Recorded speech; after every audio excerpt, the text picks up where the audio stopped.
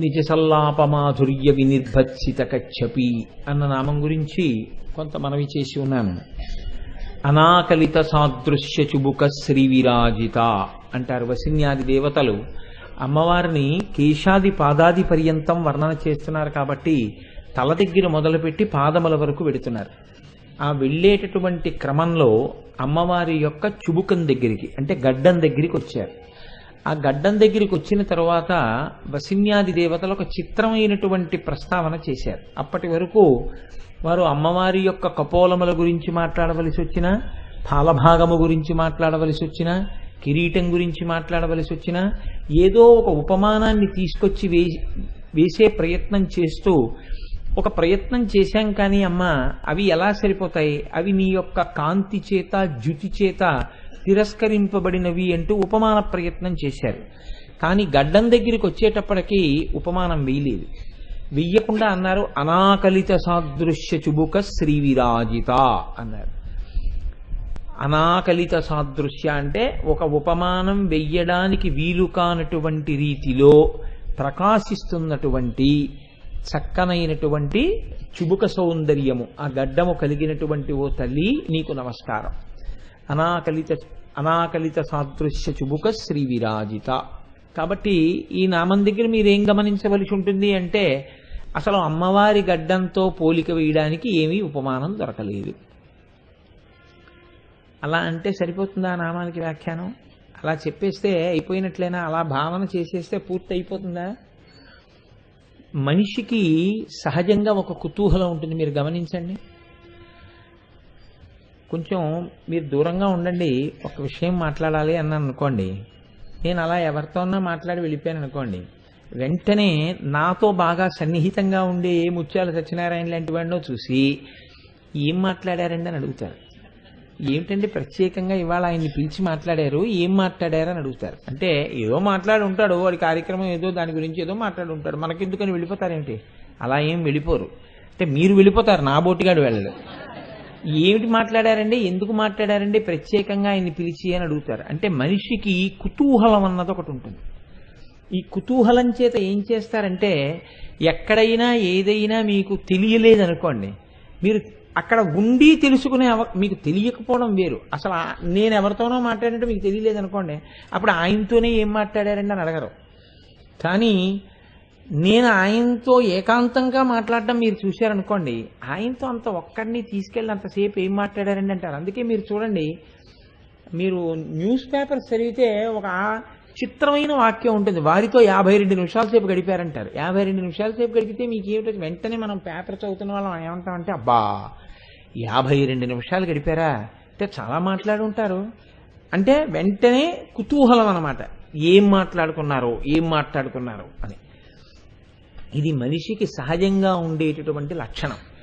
ఈ కుతూహలాన్ని అడ్డు పెట్టుకుని మిమ్మల్ని ఈ నామము మీద ధ్యానం చేసే ప్రయత్నాన్ని చేయించే ప్రయత్నాన్ని వసిన్యాది దేవతలు చేస్తున్నారు. ఏమంటే ఇప్పటి వరకు ఏదో ఒక ఉపమానం చెప్పారు కదా, అష్టమీ చంద్ర విభ్రాజ దళిక స్థలశోభిత అన్నారు, నవచంపక పుష్పాభనా సాదండ విరాజిత అన్నారు. ఇవన్నీ నిజంగా ఆవిడ ముఖ్య సంపంగి పువ్వులా ఉందా, లేకపోతే అష్టమీ చంద్రుడు ఎలా ఉన్నాడో అలా ఆవిడ యొక్క నుదురు ఉంటుందనే? మళ్ళీ ఎలాగో అవన్నీ కావని చెప్పనే చెప్పారు. పద్మరాగ శిలాదర్శ పరిభావి కపోలభూ నవ విద్రుమ బింబ శ్రీన్యకార్యదనచ్చదా. ఎక్కడికక్కడే పోలికేయడం, ఇవేం పనికిరావులేండి అంటూ ఉండడం. వేసి పనికిరావని చెప్పేదానికి మిగిలినవన్నీ సరిపోయేవన్నీ వేసామండి, దీనికి ఒకదానికి సరిపోలేదండి అంటే పర్వాలేదు, అయ్యో పాపం దీనికి ఒక్కదానికి దొరకలేదు ఇట్లండి పోన్లేని వదిలేయచ్చు అనొచ్చు. ఇంతకు ముందు చెప్పినవన్నీ సరిపోయాయి, ఉపమానాలన్నీ ఏం సరిపోలేదుగా. మీరు ఏమైనా చెప్పినా ఓసారి చెప్పేవారు, చెప్పి ఇది ఎలా సరిపోతుందిలేమా పనికిరాదనేవారు. ఏదో నీ బుగ్గలు పద్మరాగమణులతో చేయబడిన అద్దంలా ఉన్నాయనేవారు. పద్మరాగమణులతో చేయబడినటువంటి అద్దానికి నీ బుగ్గలకి పోలికేటమ్మా, అది కుదరట్లేదని చెప్పి తిరస్కరించేవారు. ఓ దొండపండుతో అమ్మవారి పెదవి పోల్చేవారు. దొండపండు బాగా ముగ్గిపోతే అది ముద్దల కింద జారిపోతుంది, దొండపండుకి నీ పెదవికి పోలికేటమ్మా అనేవారు, దాన్ని తిరస్కరించేవారు. తిరస్కరించడానికి ఏదో కొంచెం దగ్గరగా ఉన్న వస్తువు తీసుకొచ్చి వేసేస్తే సరిపోతుంది కదండి. ఆ పాటి దానికి అమ్మవారి గడ్డం గురించి కూడా ఒక ఉపమానం వేసేస్తే మీకు నాకు ఏం అభ్యంతర పెడతాయేంటి, దాంతో సరిపోలేదంటే? అంటే సరిపోదని చెప్పడానికి ఒక ఉపమానం తేవడం కూడా కుదరలేదు. మిగిలిన వాటికి సరిపోదని చెప్పడానికి ఒక ఉపమానం దొరికింది. అమ్మవారి గడ్డం దగ్గరికి వచ్చేటప్పటికి ఇది సరిపోదులేండి అని చెప్దామంటే అలా పోల్చడానికి కూడా ఒక వస్తువు ప్రపంచంలో లేదు. ఈ మాట ఎవరన్నారు? ఎవరో ఏ నాబోటిగాడో అన్నాడు అనుకోండి, పోన్లేండి ఆయనకి ఏం గుర్తురాలేదు అలాగన్నారు, పెద్ద ఆయన ఏం మహాప్రాజ్ఞుడా పండితుడా, వదిలిపెట్టేయచ్చు. ఇది అంటున్న వాళ్ళు వసిన్యాది దేవతలు, వాళ్ళు వాగ్దేవతలు. అందులో ఒకరు కాదు అంటున్నది, అందరూ కలిపి చేస్తున్నారు ఈ స్తోత్రాన్ని. ఇంత స్తోత్రం చేస్తున్న వాళ్ళు అంటున్నారు ఒక్క అమ్మవారి గడ్డం దగ్గర మాత్రం పోలిక లేదు. మిగిలిన వాటికి అలా అన్నారా? మళ్ళీ అనలేదు. మళ్ళీ కంఠం దగ్గర నుంచి మీరు చూడండి, మళ్ళీ మొదలు పెడతారు. కామేశబద్ధ మంగళ్య సూత్ర శోభిత కంధర అంటూ కనకాంగద కేయూర కమనీయ భుజాన్విత రత్నగ్రైవేయ చింత కలోలముక్త ఫలాన్విత అంటూ ఏవో ఊహ చేస్తుంటారు. లక్షరోమలతాధారత సమున్నేయ మధ్యమ అని ఏదో ఒక ఉపమానం తీసుకొస్తారు. ఒక్క గడ్డం దగ్గరికి వచ్చేటప్పటికి మాత్రం ఎందుకు అసలు ఆ ప్రయత్నం చెయ్యలేమని చేతులు ఎత్తేశారు వసిన్యాది దేవతలు. ఇది కాకతాళీయంగా జరిగిందా? ఈ నామం దగ్గరికి వచ్చేటప్పటికి నిజంగా అంత గొప్పతనం ఉందా అంటే ఉపమానం చెప్పడానికి వీలు లేనంత గొప్ప గడ్డమా? ఏ కారణం చేతంత గొప్పది ఆ గడ్డం? మిగిలిన వాటికి లేనటువంటి గొప్పతనం ఆ గడ్డానికి ఎందుకు వచ్చింది, అమ్మవారి గడ్డానికి? అంటే ఇక్కడ ఒక పెద్ద రహస్యం ఒకటి దాక్కునుంది. ఈ రహస్యాన్ని మీరు గురుముఖతః తెలుసుకుంటే జీవితానికి ఒక కొత్త ఒరవడి ఏర్పడుతుంది. ఈ ఒరవడిని ఏర్పాటు చేయడం కోసం, ఒక మలుపు తీసుకురావడం కోసం వాళ్ళు ఉపమానం లేదన్నారు. మీరు ఉపమానం లేదు కదా అని చెప్పి మీరు ఉపమానం తెచ్చే ప్రయత్నం చేశారనుకోండి, తేవచ్చు, అది పెద్ద విశేషం ఏముందండి. ఏదో చూడండి, కొంచెం బల్లపరుపుగా ఉన్నటువంటి ఒక సాలగ్రామము వలె ఉన్నది అని తిరస్కరింపబడినది అన్నారు అనుకోండి. అది గట్టిగా ఉంటుంది, మెత్తగా ఉంది గడ్డం కాబట్టి సరిపోలేదు. కానీ ఏదో చిన్న సాలగ్రామం ఎలా ఉంటుందో అలా ఉందా గడ్డం అని సరి పెద్ద విశేషం ఏం కాదు. కానీ అలా ఎందుకు అనలేదు, ఇది మీరు చాలా జాగ్రత్తగా గమనించవలసి ఉంటుంది. వసిన్యాది దేవతలకే పోలిక దొరకకపోతే అందులో ఏముంది చమత్కారం? ఎందుకు వెయ్యలేదు ఉపమానాన్ని? ఎందుకు చెప్పట్లేదు పోలికని? దీన్ని మీరు బాగా ఆలోచిస్తే మీకు అందలేదనుకోండి, అప్పుడు మీరు ఏం చేయాలి? ఎవరో కాస్త తెలుసున్న ఆయన దగ్గరికి వెళ్ళి అడగాలయా అలా ఎందుకన్నారండి ఈ ఒక్క నామానికి అని మీరు అడగవలసి ఉంటుంది. పెద్దలైన వారు ఏమన్నారంటే దీని గురించి, దీంట్లో చాలా పెద్ద రహస్యం ఒకటి దాచారయా, అందుకే చెప్పలేదు అన్నారు. ఇది నువ్వు కేవలము పెద్దల దగ్గర వినవలసిందే తప్ప పుస్తకంలో ఉపమానంగా చెప్పడం కుదరనటువంటి విషయం అందులో ఉంది అన్నారు. ఏమిటుంది అని అడిగారు. ఇక్కడ మీరు కొంచెం జాగ్రత్తగా పట్టుకునే ప్రయత్నం చేస్తే మీరు చూడండి, మనం జీవితంలో మనస్సు అనేటటువంటి దాన్ని పట్టుకెళ్ళి చాలా చోట్ల పెడతాం. ఇది ఈ పెట్టడంలో గమ్మత్తు ఎలా ఉంటుందంటే, ఈ పెట్టినటువంటి వాడు తాను పెట్టి సుఖపడిపోతున్నానని ఒక్కనాటికి అనుకోడు. తాను ఎక్కడ మనసు పెట్టాడో అవతల వాళ్ళ మనసు కూడా తన యందు పెట్టాలని కోరుకుంటూ పెడతాడు. మీరు చాలా జాగ్రత్తగా గమనించండి ఈ విషయాన్ని. నేను నా భార్యని ప్రేమిస్తున్నాను అనుకోండి, అంటే నా మీద పెట్టుకుని చెప్తున్నాను ఒక ఉపమానాన్ని. నేను నా భార్యని ప్రేమిస్తే నా మనస్సు ఏం కోరుతుంది? నా భార్య నన్ను ప్రేమించాలని కోరుతుంది. నేను నా మనస్సు భార్య యందు చాలా తీవ్రంగా పెట్టిన వాడని అనుకోండి, అప్పుడు వచ్చే పరిస్థితి ఏమిటో తెలుసా అండి? కించిత్ తిరస్కారము చేత తీవ్రాగ్రహం వస్తుంది. అంటే నా భార్య కొద్దిగా విసుక్కుంది అనుకోండి నా మీద, ఇంక నేను భూమ్యాకాశములు ఏకమైపోయినట్టుగా బాధపడిపోతాను. వెంటనే నేను ఒక శాలువా ఒకటి కప్పేసుకుని, ఒక గ్లాస్ కోపంచి కట్టుకుని, లాల్చీ వేసుకుని, కొద్దిగా గడ్డం పెంచుకుని, ఒక ఎండిపోయిన చెట్టు ఒకటి చూసుకుని దాని కింద ఒక పాట మొదలు పెట్టవలసి ఉంటుంది. ఎందుకని ఇదంతా ఎందుకు వచ్చింది అల్లరంతా అంటే, దక్షిణ దేశపు విషాదాంత ప్రభువు అని బిరుదు అంత గొప్పగా చేసిన ఆయనకి. ఎందుచేత అంటే ఆయన మనసు పెట్టాడు, మనసు పెట్టి తాను ఊరుకోలేదు. అవతల వారి మనస్సు కూడా తన యందు పెట్టాలనేటటువంటి క్రీనీడ దాంట్లో ఉంటుంది. రెండో ప్రమాదం ఏమిటో తెలుసా అండి? ఎప్పుడూ ప్రమాదాన్ని శంకిస్తారు. చాలా ఇష్టం అనుకోండి ఆ వస్తువు. మీరు చూడండి, చీపురు కట్టని తీసుకెళ్ళి బీరువా లాకర్లో ఎవరైనా పెడతారా? ఎవ్వరూ పెట్టరు. ఎందుచేత? చీపురు కట్టకి ఇంట్లో ఉండేటటువంటి స్థానం చాలా తక్కువ. నిజానికి అదే మనం బతకడానికి కారణం. అది కానీ సరిగ్గా తొడవకపోతే అతిసారం పట్టుకుంటుంది. కానీ దాన్ని పెట్టాం. మన మోజంతా దేని మీద ఉంటుంది? మనం వేసుకున్న నగల మీద ఉంటుంది. అందుకని ఈ నగల్ని తీసుకెళ్లి లాకర్లో పెడతాం జాగ్రత్తగా, బీరువా లాకర్లో. చీపురు కట్టని గుమ్మం పక్కన పెడతాం. అంటే మనకి ఏ వస్తువు మీద ఎక్కువ వ్యామోహం ఉందో దాని భద్రత పట్ల శంక ఉంటుంది. ఇలా పెట్టేశావు పోతే అంటాడు వెంటనే. ఒకవేళ భార్య ఇలా పెట్టి స్నానానికి వెళ్ళింది అనుకోండి, నీకు అదే చెప్పాను, బీరువాలో పెట్టి స్నానానికి వెళ్ళొచ్చు కదా, పోయిందనుకో చేయించుకోగలవా అంటాడు. పోతే పోతుంది, నాది కాకపోతే ఎవడికి చేరాలని ఈశ్వరుడు శాసించాడో వాడికి పోతుంది అని ఊరుకుంటాడు. ఏంటి అక్కడేం వేదాంతం వైరాగ్యం ఉండదు, వినడానికే వేదాంతం వైరాగ్యమును. కాబట్టి తీసుకెళ్లి చాలా జాగ్రత్తగా బీరువాలో దాచుకుంటున్నాడు. తను విపరీతంగా ప్రేమించినటువంటి పిల్లాడు ఇంటికి రావడం ఓ అరగంట ఆలస్యం అయింది అనుకోండి, బయటకు వచ్చి నుంచి ఏంటి వీడు ఇంకా రాలేదు, ఏం అవ్వలేదు కదా, ఏం అవ్వలేదు కదా అంటాడు. ఏం అవ్వలేదు కదా అంటే ఏమిటి? ప్రమాదాన్ని శంకిస్తున్నాడు. ఎందుకని? చాలా ఎక్కువగా మనసు అక్కడ పెట్టాడు. మీరు ఒకటి బాగా జ్ఞాపకం పెట్టుకోండి. నేను ఇంత లోతుగా మీతో ఎందుకు స్పృశించానంటే, మీ మనస్సుని బాగా దట్టంగా తీసుకెళ్లి ఒక చోట పెట్టడంలో ఈ రెండు ప్రమాదములు అంతర్లీనంగా ఉంటాయి. ఎప్పుడు ఉంటాయి ఈ రెండు ప్రమాదాలు. వ్యక్తుల దగ్గరికి తీసుకెళ్లి భగవత్ సంబంధంతో ప్రమేయం లేకుండా పెట్టేసినటువంటి మనస్సు తెచ్చే ప్రమాదం ఒకటి. అవతల వేపి నుంచి వచ్చిన తిరస్కారాన్ని మీరు తట్టుకోలేరు. నేను అంత ప్రేమించానే, అంత నెత్తి మీద పెట్టుకున్నానే, ఎంత గౌరవించానే, అంత మాట అనేశాడు అంటాడు. 3 రోజులు నిద్రపోడు, ఇంకా జ్వరం పడిపోతాడు. చిన్నప్పుడు మీరు వినలేదండి, తాతగారు వెళ్ళిపోయారు, మనవడికి జ్వరం వచ్చేసింది. నాన్నగారు ఊరెళ్ళారు, కొడుక్కి జ్వరం వచ్చింది. అమ్మ కనపడలేదు, పిల్లాడు గుక్క పట్టి ఏడుస్తూనే ఉన్నాడు. ఇవన్నీ దేని సంబంధాలు? నోరు తనంత తాను ఏడవదు, కళ్ళు తమంత తాము కన్నీరు కార్చవు. కళ్ళు చూడగలవు, చూడగలిగిన కళ్ళు ఎందుకు కన్నీళ్లు కారుస్తున్నాయి? ఎప్పుడూ ఉన్న మనస్సు ఉల్లాసంగా ఎందుకు లేదు? ఎప్పుడూ చేసినట్టు నువ్వు పనులు ఎందుకు చేయలేకపోతున్నావు? అంటే నీ మనసు ఇవాళ నీ చేతులలో లేకుండా నీ దగ్గర లేని వస్తువు దగ్గర ఉండిపోయింది. అది నీకు ఈ కంటికి కనపట్టలేదని, కనపడుతున్న వాటిని త్రోసిరాదని, అది కనపట్టలేదని నువ్వు ఏడుస్తున్నావు.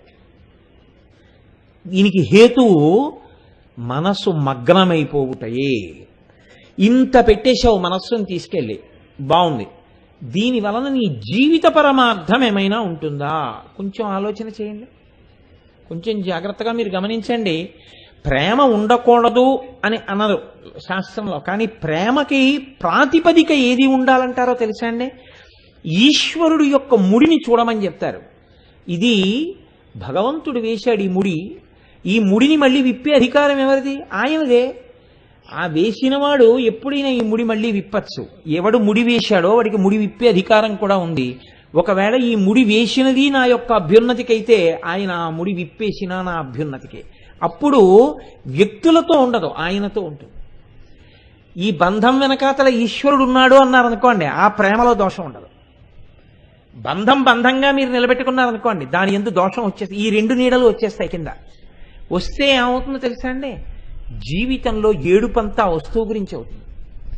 ఏ వస్తువు నేను పోగొట్టుకున్నానని మీరు అలమటించిపోతున్నారో ఆ వస్తువు గురించి ఏడుస్తూ కూర్చుంటారు. దీనివల్ల ఏమవుతుందంటే మీ జీవితమే ప్రశ్నార్థకమవుతుంది. మీరు ఇంత ఏడిస్తే నిజంగా మీకోసం కూడా అవతల వస్తువు అలా ఏడిచుంటే మీ ఏడుపుకు ఆ వస్తువు కారణంగా నిలబడి ఉండగలిగేదా? ఆలోచన చేయండి, కొంచెం జాగ్రత్తగా ఆలోచించండి. మీరు దీనికి నేను పెద్ద సంఘటనలు సందర్భాలు అక్కర్లేదు, ఎవరి జీవితంలో వాళ్ళకుంటాయి. అందుకే నా భార్య మీద పెట్టి నేను చెప్పడానికి కారణం అదే. ఏదో అమర్యాదగా ప్రవర్తించింది అనుకోండి, అది కూడా బహుశా ఈశ్వర అనుగ్రహం. చూసావా, ఇలా కొద్దిగా అనేటప్పటికీ తడబడిపోకూడదు, మనస్సు తొట్టుపడిపోకూడదు. నీ కార్యమునందు నువ్వు నిలబడగలిగి ఉండాలి, పరిశీలనాత్మకంగా నిలబడగలగాలి.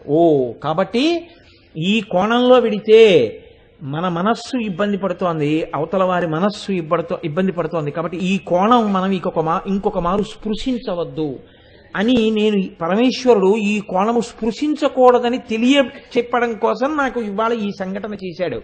అని మీరు ఒక పాఠం తెలుసుకున్నారనుకోండి, అందులోంచి తెలుసుకుంటే మీ జీవితం ఒకలా ఉంటుంది.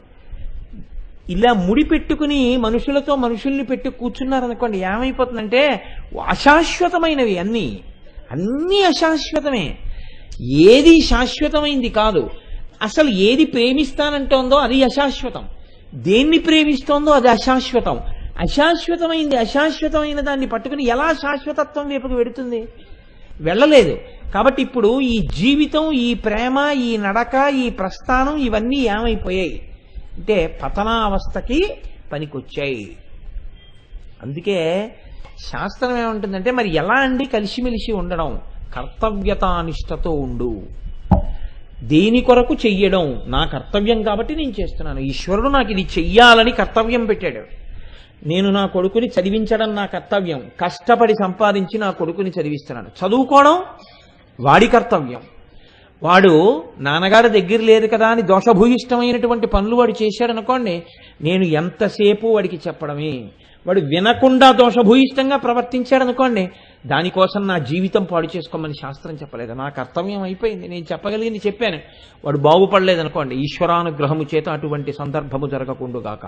కానీ అసలు మాటకి చెప్తున్నాను, అప్పుడు నా కర్తవ్యమునందు నేను నిలబడాలి. ఏ కారణము చేత ఏ వ్యక్తి జీవితము మనస్సు చేత మలినమై పతనావస్థకు వెళ్ళకూడదని చెప్తుంది శాస్త్రం. ఇది యాదృచ్ఛికంగానైనా తెలిసో తెలియకో మీరు ఈశ్వరుడి వైపుకి తిరిగిందనుకోండి మనసు, మీకు అలా అనుకుంటున్నానని మీకు తెలియదు, అనుకోకుండా మీరు ఈశ్వరుడి వైపుకి తిరిగారు. ఇప్పుడు ఇదేమైపోతుందంటే ఉన్నతికి హేతు అయిపోతుంది. ఇదే ఈశ్వర సంబంధానికి బాహ్య సంబంధానికి ఉండే పెద్ద తేడా. నేను రోజు బానే ఉంటాను అంటే జీవితంలో పతనం అన్నది ఎలా ప్రారంభం అవుతుంది అన్నది మీకు చెప్తున్నాను, ఒకరి మీద పెట్టకూడదు కాబట్టి. నేను ఒక రోజున ఒక వస్తువుని చూశాను. నాకు ఆ వస్తువు చాలా కంటికి నదరగా అనిపించింది. నాకు దాన్ని రేపు కూడా చూడాలనిపించింది. వెంటనే పరిశీలన చేసుకోండి శాస్త్రం. ఎందుకంటే స్మరణం ఎప్పుడైతే మళ్ళీ చూడాలన్న కోరిక నీకు కలిగిందో అయిపోయింది, పడిపోయావు గోతులో. ఎక్కడ స్మరణం ఎవరు చేస్తారు చెప్పండి? కాళ్ళు చేస్తాయా, చేతులు చేస్తాయా? మనసు చేస్తుంది. నిన్న చూసిన దాన్ని దేన్నో ఇక్కడ గుర్తెట్టుకుంది, దాన్ని మళ్ళీ చూడని చెప్పింది. మీరు ఊరుకున్నారనుకోండి ఆ స్థాయిలో, అది ఏం చేస్తుందో తెలుసా అండి? దీన్ని తోస్తుంది. ఈ సమయంలో ఆ వస్తువు అలా వెడుతుంటుంది, ఆ టైం అయింది, వెళ్ళు వెళ్ళు, చూడు చూడు. ఇలాంటి వాళ్లే కదా మీకు రోడ్ల మీద కనపడే వాళ్ళందరూ. కాబట్టి ఇప్పుడేమైంది? దర్శనం. వెళ్ళి నిలబెట్టి అని చూస్తాడు. తర్వాత ఏమవుతుంది? ఊరుకోదండి. గొయ్యి తవ్వడం మొదలు పెట్టిన వాడి గుణపం ఎలా పనిచేస్తుందో అలా పనిచేస్తుంది. శాస్త్రం అంది, స్మరణం దర్శనం స్త్రీణాం గుణకర్మ అనుకీర్తనం. తగినంత కారణం లేకుండా స్తోత్రం చేయడం మొదలెడుతుంది. కొద్దిగా మాట్లాడే అవకాశం వచ్చింది అనుకోండి, మీరంతవారు, మీరింతవారు, అసలు మీరండి, మీ మిగిలిన వాళ్ళందరూ మీతో అలా, మీ నాన్నగారు ఏమిటండి అలాగా, మీ అమ్మగారు ఏమిటండి అలాగా, మీ వారు ఏమిటండి అలాగా. ఇది ఎవరి లక్షణమో తెలుసా అండి? రావణ ప్రవృత్తి. ఎందుకు అలా మాట్లాడతాడంటే ఆ వస్తువుని వాడు ఆశిస్తున్నాడు. అందుకని గుణకర్మ అనుకీర్తనం సమీచీన త్వదీప్తాసు. మెల్లిగా ఇది ఎక్కడికెడుతుందంటే పెద్ద పెద్ద చెట్ల నీడల్లో వెళ్ళి కూర్చోవడం దగ్గరికి వస్తుంది. సమీచీన త్వదీప్తాసు ప్రీతి సంభాషణం మిద. అన్ని వస్తువుల కన్నా ప్రీతి ఈ వస్తువు మీద ఉన్నట్టు ఈయన, అన్ని వస్తువుల కన్నా ప్రీతి ఈయన మీదే ఉన్నట్లు ఆవిడ మాట్లాడుకోవడం మొదలు పెడతారు. ప్రీతి సంభాషణం మిద. చిట్ట చివరికి ఇలా మెట్లు జారి జారి జారి జారి ఎక్కడికి వెళ్ళిపోతారంటే, చిట్ట చివరికి బ్రహ్మచర్యం అన్న మాట ఎక్కడ నిరర్థకమైపోతుందో అక్కడికి చేరిపోతుంది. సమాజము చేత ప్రశ్నార్థకమవుతారు. వారిని సమాజము, పెద్దలు, విజ్ఞులు, ఈశ్వరుడు అంగీకరించని స్థితిని పొందుతావు. కారణం ఏమిటి? ఒక్కసారి చూపే. ఆ తర్వాత అది తవ్వే అవకాశం ఇచ్చేసావు మనస్సుకి. స్మరణం దగ్గర నిన్ను నువ్వు పరిశీలించుకోవాలి. ఎవ్వరికీ తెలియక్కర్లేదు. ఆహా, ఏమిటి కథ, ఎందుకు జ్ఞాపకం వస్తున్నారు?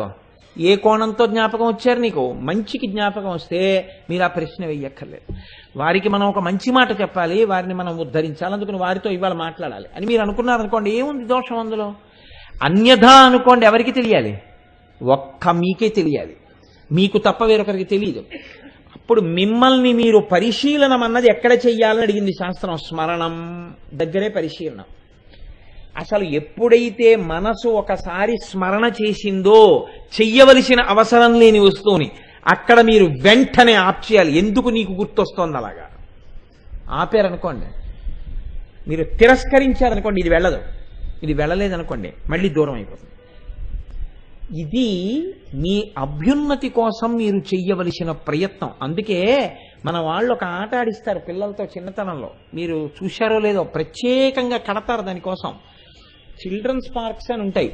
అందులో ఇటువైపు నుంచి మెట్లు ఎక్కుతారు, అటువైపు నుంచి జారిపోతారు. ఇటువైపు నుంచి మెట్లు ఎక్కేటప్పుడు మోకాళ్ళు నిప్పెడతాయి. చాలా కష్టపడి వాడు ఒక్కొక్క మెట్టు పైకి ఎక్కుతాడు. జారిపోవడానికి ఏమీ ఎక్కక్కర్లేదు. వాడు అక్కడ కూర్చుని చేతులు వదిలేస్తాడు, అంతే. వాడు ఆ తర్వాత చూసుకున్న ఒక్క క్షణంలో కాళ్ళు రెండు భూమి గుద్దుకుని నేల మీదకి వచ్చేసి ఉంటాడు. ఎక్కడానికి ప్రతి మెట్టు ఎక్కాలి, జారిపోవడానికి నీ పట్టు వదిలేస్తే చాలు. ఎంత కష్టపడి ఎక్కావు అంత కష్టం జారిపోవడానికి ఉండదు. పిల్లల్ని తీసుకెళ్లి ఆడించమని చెప్పలేదు శాస్త్రం, ఇది అడగమని చెప్పింది. జారిపోవడం సంతోషంగా ఉంటుంది, ఎక్కడం కష్టంగా ఉంటుంది. కానీ జారిపోవడం కోసం ఎక్కకెప్పుడు జీవితంలో. ఆట కోసం కాబట్టి ఆడేవు, జారిపోవడం కోసం జీవితంలో మెట్లు ఎప్పుడు ఎక్కవు. మెట్లు ఎక్కేది ఎందుకు ఎక్కుతావంటే ఎక్కి ఎక్కి ఎక్కి ఎక్కి ఎందులోంచి కిందకు వచ్చావో దాంట్లో కలిసిపోవడానికి ఎక్కువ తప్ప ఇటువైపుకి జారిపోవడానికి ఎప్పుడు ఎక్కకు. ఇటువైపుకి జారితే ఎక్కడి నుంచి ఎక్కావో మళ్ళీ అక్కడే ఉంటావు. అప్పుడు ఎంత కష్టపడి ఇట్నుంచి ఎక్కుతున్నావో చూసిన వాడు ఇట్నుంచి జారిపోయాక తప్పట్లు కొడతాడు, భలే జారిపోయాడంటే. ఇది చిన్నతనం కాబట్టి సరిపోయింది, పెద్దతనంలో మాత్రం ఇది ఆడకెప్పుడు అని పిల్లలకి చెప్పమని ఈ పరికరం కడతారు, ఎక్కి జారిపోవడానికి పిల్లలకి. ఇది చిన్నతనంలో బాగుంటుంది, పెద్దతనంలో చేయకూడదు. ఎందుకు చెయ్యకూడదంటే అక్కడ పరిశీలన ఉండాలి మనస్సు చేత. నేను ఇలా జారిపోవడానికి ఎక్కట్లేదు, ఇంకా ఎక్కి ఎక్కి ఎక్కి ఇంకా ఎక్కవలసిన అవసరం లేకుండా దేంట్లో కలిసిపోతే ఇంకా ఎక్కడం దిగడం లేవో అక్కడికి నేను కలిసిపోవడానికి ఎక్కుతున్నానని ఎక్కడమే నీ ప్రస్థానంగా ఉండాలంతే. జారిపోవడానికి ఎక్కడం చాలా తప్పు. అలా జారిపోయే పరిస్థితి వస్తే గమనించాలి, ఓ పట్టు వదలమంటోంది, ఒక్కనాటికి వదలను. ఇప్పుడు ఇంకొంచెం గట్టిగా పట్టుకో ఈశ్వరుడి పాదాలు, నియంత్రించమని మనసుని. ఇది శాస్త్రము యొక్క ప్రయోజనము. దీనికి బోధ వచ్చింది, ఈ జారిపోవడం తప్పుకో. ఇది మీరు చూడండి, ఈ ఎక్కేటప్పుడు ఎంత కష్టమో మనుషులతో సంబంధాలు పెట్టుకుని ఈశ్వర సంబంధాన్ని నిలబెట్టుకోవడం అంత కష్టం. కానీ యాదృచ్ఛికంగా మీరు భగవంతుడి వైపుగా మనసు పెట్టారనుకోండి, అందులో మీరు తెలిసో లేకపోతే ఏదో సంతోషంతోటో మీరు పెట్టింది కాదు, మీరు ఒక నియమం పెట్టుకున్నారు. ఏమని అంటే, లేకపోతే 5 ఏళ్లకి 6 ఏళ్లకి కూడా వెళ్ళను, ఖాళీ లేదంటాను. నేను ప్రతి సంవత్సరం ఒక ప్రత్యేకమైన సమయంలో నేను వెంకటాచలం కొండ మీద ఉంటాను. మీరు నియమం పెట్టేసుకోవాలి జీవితంలో. ఆ నియమం ఎటువంటిది అంటే, నేను జీవితంలో ఎన్నడూ కూడా 10 రోజులు అన్నం తినకుండా నా అంత నేను ఉండను కదా. ఇది ఎంత సత్యమో, నా జీతం నేను తీసుకోకుండా ఎలా ఉండనో నా జీతం నేను తీసుకుంటాను తప్పకుండా. నేను నా బిడ్డల్ని ఎంత ప్రేమగా చూస్తానో, ఒక 10 రోజులో వారం రోజులో అయ్యేటప్పటికీ నా బిడ్డల్ని చూడకుండా అంతకన్నా ఎక్కువ నేను ఉండలేను అని నేను ఎలా అనుకుంటానో, అలా కనీసం ఈశ్వరుడి విషయంలో 1 ఏడాది పెట్టుకో ఏదో ఒక క్షేత్రానికి. నా తండ్రి ఉన్నాడు అని నమ్ము. ఏడాది అయింది, ఎన్నాళ్ళయిందో నాన్నగారిని చూసి ఒకసారి నాన్నగారిని చూసి రావాలని చెప్పి బయలుదేరు, అంతే. అంతకన్నా ఇంక ఏ భావన నీ మనసులో పెట్టుకోకు. ఎందుకు వెళ్తున్నావు అంటే, ఓసారి అమ్మని నాన్నగారిని చూసి రావడానికి. ఆ భావనతో వెళ్ళి ఆ భావనతో వచ్చేయి. ఇదేమవుతుందని అడిగింది శాస్త్రం, ఏ కామ్యం లేకుండా. నువ్వు అలా వెళ్ళి వస్తుంటే ఆయన కూడా మీ ఎందేం పెట్టుకుంటాడో తెలుసా అండి? కొడుకు బయలుదేరుతుంటే తండ్రి ప్రార్థన చేస్తాడు, మా వాడు బయలుదేరి వస్తాడు పండక్కి, అందుకని వాడికి ఈశ్వర ఏ ప్రతిబంధకం లేకుండా వాడు వచ్చేటట్టు చూడు, ఏడాది అయింది వాడిని చూసాను, ఆయన కూడా మీకోసం ఎదురు చూసేటట్టుగా ఉంటుంది. ఈ బంధం ఎప్పటికీ ఏమవుతుందో నీకు తెలియదు అంది శాస్త్రం. ఇది గడ్డం. ఎలా అవుతుంది గడ్డం అంటారేమో నన్ను. ఆవిడ సతీదేవిగా ఉంది పార్వతీదేవి. పరమశివుడు ఎప్పుడూ పరమశివుడుగానే ఉంటాడు, మార్పు ఉండదు. అందుకే ఆయన తెలుపు, ఆవిడ ఎరుపు. ఈ తెలుపు ఎరుపులండి చాలా గమ్మత్తండి. లోకంలో పార్వతీ పరమేశ్వరులే లోకమంతటా ఉంటారు. ఆయన విభూతి, ఆవిడ కుంకం, ఆయన శుక్లం, ఆవిడ శోణితం, ఆయన అదేంటి తెల్లటి బట్టలు, ఆవిడ ఎర్రటి చీర, ఆయన అదేంటి మెళ్ళో రుద్రాక్షలు, ఆవిడేమో సిగలో పువ్వులు. మీకు లోకంలో అన్ని తెలుపు ఎరుపు సంగమాలతోటే ఉంటుంది. బహుశः ఇడ్లీ అల్లం పచ్చడితో సహానేమో. లోకమంతా పార్వతీ పరమేశ్వర స్వరూపమే అయి ఉంటుంది. కాబట్టి అలా ఉండే తత్వం ఏదుందో అలా శివుడు ఎప్పుడూ తెలుపుగానే ఉంటాడు. తెలుపుకు మార్పు ఉండదు. పక్కన వచ్చి ఇంకో రంగు కనబడితే ఆ రంగు దాంట్లో ప్రతిఫలిస్తుంది తప్ప తెలుపు తెలుపుగానే ఉంటుంది. ఎరుపు మారుతూ ఉంటుంది ఎదురుగుండా వచ్చి నిలబడ్డాన్ని బట్టి. ఇది ఎందుకు మారుతుందంటే ఆయన ప్రతిష్ట కోసం మారుతూ ఉంటుంది. అమ్మవారు ఏం చేసింది? సతీదేవిగా ఉంది. సతీదేవిగా ఉండి పరమశివుడితో కలిసి హిమాలయ పర్వత ప్రాంతాల్లో విహరిస్తోంది. కైలాసం దగ్గర విహరిస్తున్నప్పుడు ఒక ఆవిడ చూసింది. ఎవరావిడ? మేనకాదేవి చూసింది. చూసి ఆవిడ ఒక కోరుకుంది. ఏమని? ఈ పిల్ల అలా తిరుగుతుంటే ఈ పిల్ల ఎంత బాగుందో, ఈ పిల్ల లాంటి కూతురు నాకుంటే, ఇలా ఇంటికి వస్తుంటే, పుట్టింటికి వస్తుంటే నేను ఎంత సంతోషిద్దునో అనుకో. ఇప్పుడు ఆవిడ కోరుకుంది మనసులో ఇలాగా అన్న విషయం సతీదేవికి తెలుసా? ఖచ్చితంగా తెలుసు. ఆవిడ సర్వజ్ఞ. ఆవిడ అలా అనుకుంది. ఆవిడ ఏం చేసిందో తెలుసా అండి? ఉత్తర జన్మలలో పర్వతపుత్రి పార్వతీదేవిగా అక్కడికి వచ్చి పుట్టింది. ఇప్పుడు పార్వతీదేవిగా పుడితే ఏమైంది? మనసొక్క నిమిషం అక్కడ పెట్టుకున్నందుకో ఆవిడకి ఒక గొప్ప శక్తి కలిగింది. మేనకాదేవికి హిమవంతుడికి ఏమిటి కలిగింది? పుట్టింది మామూలు పిల్ల అని అనుకున్నారా? వాళ్ళకి తెలుసు పుట్టింది ఆదిశక్తి పుట్టిందని తెలుసు. ఆదిశక్తి పుట్టిందని తెలిసి కూడా ఆ పిల్ల అన్నం తినకపోతే అమ్మ అన్నం తినమ్మా అని గడ్డం పట్టుకునేవాళ్ళు. ఇప్పుడు రండి గడ్డం దగ్గరికి. ఆదిశక్తి అని తెలిసి కూడా ఇంతకు ముందు ఏ ప్రేమతో చూశారో ఆ ప్రేమతోటే అన్నం తినమ్మా అని గడ్డం పట్టుకుంటే ఆ మనస్సు అటు నిలబడితే వస్తున్న ఉద్ధరణ. దానికి ఎలా పోలికేస్తారు మీరు? అందుకుని వెయ్యరు గడ్డానికి పోలిక. ఇప్పుడు ఏమైంది? మేనకాదేవికి అదృష్టం. ఆదిశక్తి గడ్డం పట్టుకుని అన్నం తినమ్మా, అలా అన్నం తినకుండా ఉంటే ఎలాగమ్మా, అమ్మ తపస్సుకి ఎడతానంటే ఇలా గడ్డం పట్టుకుని, అమ్మ వద్దమ్మా తపస్సుకి వెళ్ళొద్దమ్మా, ఊమా అంటే తపస్సు చెయ్యొద్దమ్మా అని అడిగింది. హిమవంతుడు ఒక పర్వతరాజు అయితేనే ఏంటి నాన్న ఇవాళ అన్నం తినలేదట అని గడ్డం పట్టుకున్నప్పుడు తెలియదా ఆవిడ పార్వతీదేవిని, ఆవిడ ఆదిశక్తి అని తెలుసు. ఆదిశక్తి గడ్డం పట్టుకోగలడా? పట్టుకోలేనని తెలుసు. మరి ఇప్పుడు ఎలా పట్టుకున్నాడు? తనకి కూతురైనందుకు పట్టుకోగలిగాడు. తనకి కూతురు ఎందుకయింది?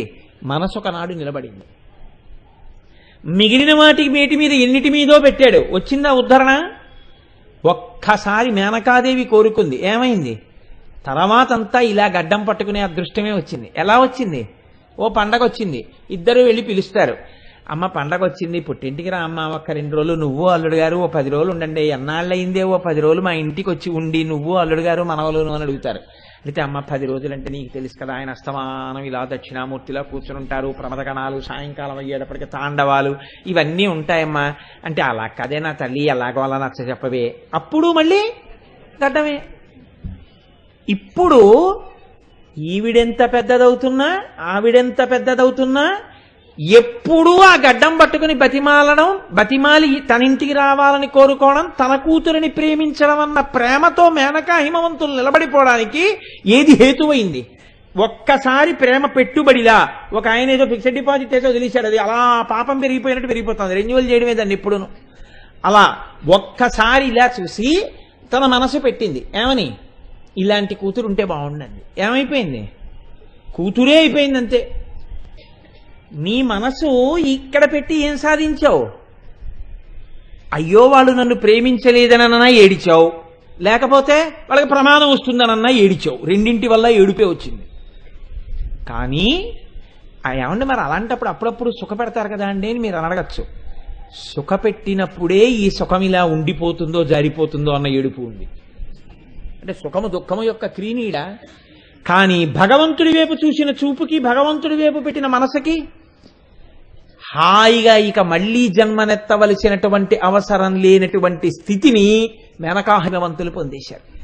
నీ మనస్సుని ఇటు పెట్టుకుంటే కోట్ల జన్మలు, నీ మనసు అటు పెట్టుకుంటే అంతటి వైభవం. ఈ వైభవానికంతటికీ గుర్తేది నువ్వు మళ్ళీ మళ్ళీ పట్టుకునే గంటమే. మిగిలిన వాళ్ళకుందా అదృష్టం? ఇంతమంది ఎవరైనా అమ్మవారిని అలా గడ్డం పట్టుకుని బతిమాలగలరా? అలా కైలాసానికి వెళ్ళి పిలవగలరా? దక్షుడు కూతుర్నే కన్నాడు, నిలబెట్టుకోగలిగాడా అదృష్టాన్ని? నిలబెట్టుకోలేకపోయాడు. తన మనసు అహంకారమునందు పెట్టాడు. ఏమైపోయింది? పోయిందంటే బుర్రకాయే పోయింది, పోయి గొర్రె బుర్ర వచ్చింది.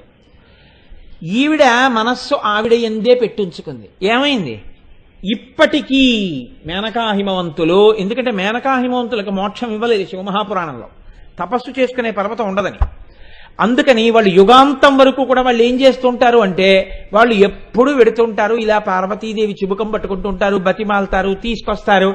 పిల్ల ఎంత పెద్దదివనివ్వండి, తల్లి ఎంత పెద్దదివనివ్వండి, అమ్మ ఎప్పుడు ఏం గుర్తుంటుందంటే పిల్లకి ఇష్టమైనవే గుర్తుంటాయి. ఏమే నీకోసం చింతకాయ పచ్చడి చేశాను, అదేమిటే 3 ముద్దల ముట్టుకు లేచిపోతావు, కాస్త తినవే అంటుంది అమ్మ. అమ్మ తిన్నాను కదమ్మా, ఇంకా చాలా అంటే ఉండి నేను కలుపుతాను అని ఇలా కలిపేసి, చిన్నప్పుడు నేను పెడితే ఎలా తినేదానివి అని మీరు గమనించండి. ఇళ్లల్లో జరగవనా ఇవన్నీ? అమ్మ అన్నం పెడుతుంటుంది, అన్నం పెడుతుంటే ఇంతలో గభాలను తలుపు తోసుకుని ఎవరో వచ్చి, బాగుంది వదిన గారు, ఇంకా పిల్లకి అన్నం పెడుతున్నారా అంటుంది ఒక ఆవిడ. ఏదో ప్రేమ అని చెయ్యి గడిగేసుకుని తినవే అని ఆవిడ వెళ్ళిపోగానే తల్లి ఏం చేస్తుందో తెలుసా అండి? పట్టుకొచ్చి దృష్టి తీసేస్తుంది. పడ్డాయి కళ్ళు, ఏదో రాక ఏడాదికి ఒక్కసారి వచ్చావు, నా చేతితో పెట్టుకుందాం అనేటప్పటికి వచ్చేసి, ఇంకా పిల్లకన్నం పెడుతున్నారా, ఎందుకు వచ్చింది అని, ఏమే తలుపు ఎందుకు వేయలేదు అని తిడుతుంది పని పిల్లని పిలిచి. అది అమ్మ మనస్సు అంటే. అమ్మ ఇంకా ఏంటమ్మా ఈ చాదస్తం నీకంటే, అలా అనకే నాన్న, నువ్వు సంతోషంగా ఉండాలి అమ్మా అని ఆ గడ్డం పట్టుకుని కళ్ళు ఎత్తుకుంటుంది. ఈ అమ్మతనం మేనక్కి ఇప్పటికీ ఉంది, ఆ పిల్లతనం పార్వతీదేవికి తల్లి దగ్గర అలాగే ఉంది. మిగిలిన వాళ్ళకి తల్లేమో కానీ మేనక్కి పిల్లే. ఎందుకు వచ్చింది ఇది? ఒక్కసారి చూడడంలో వచ్చింది. ఇలా నేను మీకు ఎన్ని చెప్పను ఉదాహరణలు. ఈశ్వరుడి యందు ఏ లక్షణము ఉంటుందని మీరు ఊహించలేరో అవన్నీ మేనక యందు ప్రకటనమయ్యాయి ఆదిశక్తి చేత. ఎందుకు ఆ భోగం ఆవిడికి ఒక్కదానికే వచ్చింది? ఒక్కసారైనా నీ మనస్సు అటు తిరిగింది కాబట్టి. పనికి మాలిన విషయాల వైపు తిరిగితే ప్రయత్నపూర్వకంగా నువ్వు ఆప్ చేయాలి. ఇలా నీ మనస్సు తిరిగితే సంతోషపడిపోయి దాన్ని ఎరువేసి పోషించాలి. ఇంకోసారి చూడవే, ఇంకోసారి చూడవే, ఇంకోసారి చూడవే అని తిప్పాలి నువ్వు. ఇది మీకు బోధ చేస్తే అనాకలిత సాదృశ్య చుబుక శ్రీ విరాజిత. ఇప్పుడు నాకు చెప్పండి, మేనకాదేవి పొందుతున్న వైభోగాన్ని మీరు ఆ పట్టుకున్న గడ్డం యొక్క ఆనందాన్ని ఏ ఉపమానం వేసి నిరూపణం చేస్తారు? చేయగలరా? చెయ్యలేరు. అందుకే గడ్డం ఒక్కదానికే ఉపమానం లేదు. మీరు లోకంలో చూడండి, ఒక్కటే అంటారు, ఆయన బుగ్గలు పట్టుకు బతిమాలానండి, ఆయన నుదురు పట్టుకు బతిమాలానండి, ఆయన జుట్టు అట్టుకు బతిమాలానండి అనరు. గడ్డం పట్టుకు బతిమాలని కదే అంటారు. ఈ బతిమాలనం అనేటటువంటి ప్రక్రియకి ఆలవాలం ఏదంటే గడ్డమే. తప్పు చేస్తే కాళ్ళు అట్టుకున్నానంటారు. అప్పుడు కూడా ఇంకా పట్టుకోవడానికి అభ్యంతరం వస్తే చేతులు అట్టుకుని చేతులు కాళ్ళు అనుకోండి అంటారు. అది వేరే విషయం అనుకోండి, నేను ఇప్పుడు దాని మీద వ్యాఖ్యానం అనవసరం. కానీ బతిమాలనం అన్న దానికి వచ్చేటప్పటికి మాత్రం గడ్డం పట్టుకుని, అయ్యా మీ గడ్డం పట్టుకు బతిమాలుతున్నానండి అంటారు. గడ్డం దేనికి గుర్తు? ఇప్పటికీ మేనకి మాత్రమే దక్కినటువంటి జగన్మాతకు మాత అయినటువంటి దానికి గుర్తు. మనందరికీ బిడ్డలుగానే మనం ఉన్నాం. ఒక్క మేనక మాత్రం జగన్మాతకి మాత అయింది, తల్లి అయింది. ఇలా గడ్డం పట్టుకుని బతిమాలుతూనే ఉంది. ఎక్కడి నుంచి వచ్చింది ఇది? ఒక్కసారి ఆ మనస్సు ఇలాంటి కూతురు ఉంటే బాగుండన్నందుకు. నువ్వు అలా ఎప్పుడైనా అన్నావా భగవంతుడి విషయంలో? ఆ చనువు చూపించావా? అక్కర్లేని వాటికి ఎన్నింటికి పెట్టావో మనసు. ఇవన్నీ బంధనాలయ్యాయి, ఇవన్నీ పతనావస్థకి దారితీసాయి. ఈశ్వరుడి వైపు ఎక్కడ పెట్టావు అలా మనస్సు? ఎప్పుడైనా ఒక్క కోరిక, ఒక చిన్న కోరిక, ఏడాదికి ఒక్కసారి నీ దర్శనం మాత్రం నా శరీరం పడిపోయే వరకు ఆపవద్దని కోరుకున్న కోరిక ఉందా నీ జీవితంలో? ఆబ్సెంట్ లేదు. ఇలాగా నేను ఆ సంకల్పం చేసిన దగ్గర నుంచి ఇవాల్టి వరకు నేను వెళ్ళొస్తూనే ఉన్నాను అని అనగలిగిన సత్తా నీకుందా? ఎందుకు లేకుండా అయిపోతుంది? అంటే నీకు అసలు ఆ కోరికే లేదు, అటువంటి తీవ్రతతో కూడిన కోరిక లేదు. నువ్వు అలా అంత తీవ్రతతో అమ్మవారిని కోరగలిగితే నిన్ను అనుగ్రహించడానికి ఆవిడ ఇప్పుడే ఉంది, ఇక్కడే ఉంది, ఈ క్షణంలోనే అనుగ్రహిస్తుంది. ఇది మీకు చెప్పడం అనాకలిత సాదృశ్య చుబుక శ్రీ విరాజిత. దీన్నే శంకర భగవత్పాదులు అయ్యో పిల్లలకి అందదేమో, దీన్ని నేను మరి కొంచెం స్పష్టంగా వీళ్ళకి చెప్తాను అన్నారాయన. అందుకే మహానుభావుడు అంటారు, కరాగ్రేణ స్పృష్టం తుహినగిరినా వత్సలతయా గిరీశేనోదస్తం ముహురధర పానాకులతయా కరగ్రాహ్యం శంభో ముఖముకుర వృంతం గిరిసుతే కథంకారం బ్రూమస్తవ చుబుకమౌపమ్యరహితం అన్నారు. ఏమి ప్రౌఢిమతో కూడినటువంటి భాషో, ఏమి భావజాలమో మహానుభావుడిది. నిజంగా శంకరుడు కాలడి శంకరుడు, కైలాస శంకరుడు కనుక పడ్డాయి ఆయనకు ఆ మాటలు. కరాగ్రేణ స్పృష్టం తుహినగిరినా వత్సలతయ. వాత్సల్యం అన్న మాట ముగ్గురికే వేస్తారు. ఒకటి గురువుకి శిష్యుడి పట్ల వాత్సల్యం, తండ్రికి బిడ్డల పట్ల వాత్సల్యం, గోవుకి తన దూడ పట్ల వాత్సల్యం. అందుకే గోవత్సము అంటారు. హిమవంతుడు పుట్టినది కూతురు కాదు, ఆదిశక్తి కూతురుగా ఉందని తెలుసు. అయినా చిన్నతనంలో ఎన్నో మార్లు ఆ గడ్డం పట్టుకుని అమ్మవారిని ఎన్ని మాటలు బతిమాలాడో. అమ్మా నా తల్లి కదూ ఇంకా ఆటలొద్దమ్మా, ఇంట్లోకి వచ్చేయమ్మా అన్నాడు. నా తల్లి కదూ ఇంకా ఆ తపస్సు వద్దమ్మా, చిక్కిపోతున్నావమ్మా అని బతిమాలాడు. నా తల్లి కదూ అన్నం తినమ్మా అని బతిమాలాడు. నా తల్లి కదూ ఈ పట్టుబట్ట కట్టుకోమ్మా, పండగ కదమ్మా, ఇది కట్టుకుంటే నీకు బాగుంటుందమ్మా అని బతిమాలాడు. ఇన్ని మాటలు అందరూ ఆవిడ పాదాల మీద పువ్వులేస్తే ఇన్ని మాటలు ఆయన గడ్డం పట్టుకు బతిమాలాడు. ఈ శోభ హిమవంతుడికి ఎక్కడి నుంచి వచ్చింది? మేనక చూసిన చూపులోంచి హిమవంతుడు ఉద్ధరింపబడ్డాడు. మేనక కోరుకుంటే హిమవంతుడి వల్ల అటువంటి సంతానం కలిగింది. కాబట్టి ఇప్పుడు కరాగ్రేణ స్పృష్టం తుహినగిరినా వత్సలతయ. హిమవంతుడు పట్టుకుంటున్నాడు అంటే మేనక కూడా పట్టుకుంటోంది, ఇద్దరికీ ఆ వైభవం కలిగింది.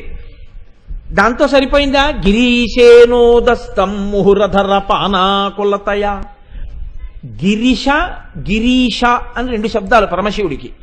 గిరీష అంటే పర్వత గుహయందు శయనించువాడు అని, గిరీష అంటే కైలాస పర్వతమునకు అధిపతి అని. కైలాస పర్వతమునకు అధిపతి అన్నమాట శంకరాచార్యులు వారు ఎందుకు వేస్తున్నారో తెలుసా అండి? కైలాసము అంటే కేళి జరుగునది. కేళి అంటే సృష్టి స్థితి లయములు, అంటే పరబ్రహ్మంగా చెప్తున్నారు పరమశివుణ్ణి. సృష్టి స్థితి లయములు చేసేటటువంటి పరబ్రహ్మస్వరూపుడైనటువంటి పరమేశ్వరుడికి స్త్రీకామము లేదు. మన్మధుణ్ణి కాల్చేశాడు. ఇటువంటి పరమశివుడు ఈవిడ దగ్గరికి వచ్చేటప్పటికి మాత్రం ఈవిడ ప్రేమకి వశుడైపోయి కరగ్రాహ్యం శంభో ఆ చేత్తో పట్టుకుని గిరీశేనోదస్తం ముహురధర పానాకులతయ. ఒక్కసారి కాదుట, నోదస్తం ఎన్ని మార్లో ఆ గడ్డం పట్టుకుని ఇలా పైకెత్తాట శంకరుడు. ఎందుకు పైకెత్తాడు? మన్మధుణ్ణి కాల్చిన పరమేశ్వరుడు ఇంత ప్రేమ కలిగిన భార్య అని తన మనసు ఆవిడ గెలుచుకున్న కారణం చేత ఇంత జ్ఞాని కూడా ఆవిడ గడ్డం పట్టుకుని పైకెత్తి ఆవిడ అధరము వంక చూసి ఆవిడ అధరపానం చెయ్యాలని కోరుకున్నట్ట. శంకరుణ్ణి ఈ స్థితికి తెచ్చిందనడానికి గుర్తు ఆ పట్టుకుని పైకెత్తిన గడ్డమేనమ్మా. మన్మధుణ్ణి కాల్చినటువంటి చూపు కలిగిన వాడు ఆ చేత్తో గడ్డం పైకెత్తాడంటే అమ్మాది నీ పాతివ్రత్య శోభని తెలియచేస్తోంది ఆ గడ్డం. కాబట్టి కరగ్రాహ్యం శంభో ముఖముకుర వృంతం గిరిసుతే. ఎంత చిత్రమైన మాటలు వేస్తారో చూడండి శంకరాచార్యులు వారు. అక్కడ శివ అన్న శబ్దమో శంకర అన్న శబ్దమో వేయలేదు, శంభో అన్నారు. శంభో అంటే నీకు సుఖమిచ్చేవాడు శంభువే, ఈ సుఖములా అన్న వైరాగ్యం ఇచ్చి మోక్షం ఇచ్చేవాడు శంభువే. అంత వైరాగ్యం ఉన్న శంభువు ఈవిడ దగ్గరికి వచ్చేటప్పటికి గడ్డం పట్టుకుని పైకెత్తి అధరపానం చెయ్యాలనుకున్నాడు. అంటే అంతటి మహాజ్ఞానిని తన పాతివ్రత్యం చేత కట్టిపడేసిన తల్లి అని చెప్పడానికి గుర్తు ఆ గడ్డమే. కాబట్టి గిరీశేనోదస్తం ముహురధర పానాకులతయ కరగ్రాహ్యం శంభో ముఖముకుర వృంతం గిరిసుతే కథంకారం భ్రూమస్తవ చుబుకమౌపమ్యరహితం అని శంకరాచార్యులు వారు అంటున్నారు. ఇప్పటిదాకా ఏమైనా శంకరాచార్యులు వారు కూడా ఉపమానం చెప్పారా నీ గడ్డం ఇలా ఉంటుందని? ఏం చెప్పలేదు. ఇప్పుడు చెప్తున్నారు మూడో పాదంలో, కరగ్రాహ్యం శంభో ముఖ ముకుర వృంతం గిరిసుతే గిరిసుతే అని పిలిచారు. ఓ పర్వతపుత్రి, పరమశివుడికి కూడా ఓ కోరిక ఉంది. ఏమిటా కోరిక? అద్దం చూసుకోవాలని. అద్దం చూసుకోవడం అన్న మాట ఎప్పుడు వస్తుందండి? బ్రహ్మచారి అయితే రాదు. ఎందుకంటే స్నాతకం చేసేంత వరకు అద్దం చూసుకోడు బ్రహ్మచారి. ఇంకా ఇక్కడి నుంచి నేను అద్దం చూసుకుంటాను, నేను తలకాయ దూకుంటాను అంటాడు. స్నాతకం వరకు వాడు ఎప్పుడూ అద్దం చూసుకుని ఉంటాడు బ్రహ్మచారి అంటే. ఇప్పుడు ఆయన అద్దంలో చూసుకుందామన్న కోరిక పుట్టింది అంటే పరమశివుడు ఏ ఆశ్రమంలో ఉన్నాడు? గృహస్థాశ్రమంలో ఉన్నాడు. ఆయనకి గృహస్థాశ్రమం ఏమిటి అసలు? పెళ్లి గృహస్థాశ్రమం ఎప్పుడు వస్తుంది? పెళ్లి చేసుకుంటే. ఆయన పెళ్లి ఎందుకు చేసుకుంటాడు అసలు? మన్మధుడిని కాల్ చేసినవాడు. చేసుకునేటట్టు తన పాతివ్రత్యంతో తన తపస్సుతో చేసి మెప్పించిన తల్లి ఆ తల్లి. ఎంత గొప్ప తల్లివి కాబట్టి నిన్ను పెళ్లి చేసుకున్నాడు కాబట్టి అద్దం చూసుకోవాలనుకుంటున్నాడు. ఇప్పుడు తన ధర్మం పాటించాలనుకుంటున్నాడు. ఇప్పుడు ఆయన చూసుకునే అద్దం లోకంలో ఎక్కడుంది? కాబట్టి ఆయన ఒక అద్దంలో చూసుకుంటాడు తన ప్రతిబింబాన్ని. ఎందులో చూసుకుంటాడు? నీ ముఖమన్న అద్దంలో చూసుకుంటాడు. ఇప్పుడు అద్దం చూసుకునేవాడికి అద్దానికి ఒక పిడి ఉండాలి. ఆ పిడితో ఇలా అద్దం ఎత్తుతాడు. ఆయన చూసుకునే అద్దం నీ ముఖం అయితే ఆ అద్దానికి ఉన్న పిడే నీ గడ్డం అన్నారు శంకరాచార్యులు గారు. అందుకని శంకరుడు ఆ గడ్డంతో ఇలా ఎత్తి తనని చూసుకుంటాడు. ఇప్పుడు మీరు చాలా జాగ్రత్తగా గమనించండి. పరమశివుడికి పార్వతీదేవి ముఖము అద్దమైతే శంకరుడు వచ్చి ఎదురుగుండా నిలబడి గడ్డం ఎత్తి ఇలా చూస్తే అమ్మవారి ముఖంలో ఎవరు కనపడతారు? పరమశివుడు కనపడతాడు కదండి. అమ్మవారి ముఖంలో పరమశివుడు కనపడితే అలా కనపడ్డం పరమశివుడికి సంతోషమా, పార్వతీదేవికి సంతోషమా? పార్వతీదేవి ముఖంలో పరమశివుడు కనపడేటటువంటి స్థితిని చూసిన ఇంకొకడికి సంతోషమా? మీరు కొంచెం జాగ్రత్తగా గమనించండి. ఇప్పుడు పార్వతీదేవి యొక్క ముఖం దగ్గరికి వెళ్లి గడ్డం ఇలా పైకెత్తి ఇలా శంకరుడు చూసుకుంటుంటే అమ్మవారి ముఖంలో శంకరుడు కనపడుతున్నాడన్న విషయాన్ని ఎవరు చూశారు? ఎవరు చూశారండి? శంకరాచార్యులు వారు చూశారు. లేకపోతే మీకు ఎలా చెప్పారు ఈ మాట? శంకరాచార్యులు వారే కదండి అద్దమమ్మ అని చెప్తున్నారు. కాబట్టి ఇప్పుడు శంకరాచార్యులు వారు అమ్మవారి ముఖం పరమశివుడికి అర్థమైందని చూశారు. అందుకనమ్మా గిరీశేనోదస్తం ముఖముకుర వృంతం గిరిసుతే, మన్మధుడే గుర్తొస్తున్నాడు ఏమిటో ఎక్కువ. కాబట్టి ఇప్పుడు ఆ అద్దం పిడికిలి పట్టుకుని ఇలా పైకెత్తితే ఆవిడ ముఖమన్న అద్దంలో శంకరుడు కనపడుతున్నాడన్న విషయాన్ని చూసి మీకు చెప్తున్నది ఎవరు? శంకరాచార్యులు వారు చూశారు. అలా చూశారు కాబట్టి ఆయన మహాజ్ఞాని అయ్యారు కదండి. ఇది మీరు పట్టుకోవాలి ఆ శ్లోకంలో అర్థం. అంటే అమ్మవారి ముఖంలోకి శివుడు ఇలా చూస్తే అమ్మవారి ముఖంలో శివుడు కనపడింది శంకరాచార్యుల వారికి. అమ్మవారంటే ప్రకృతి.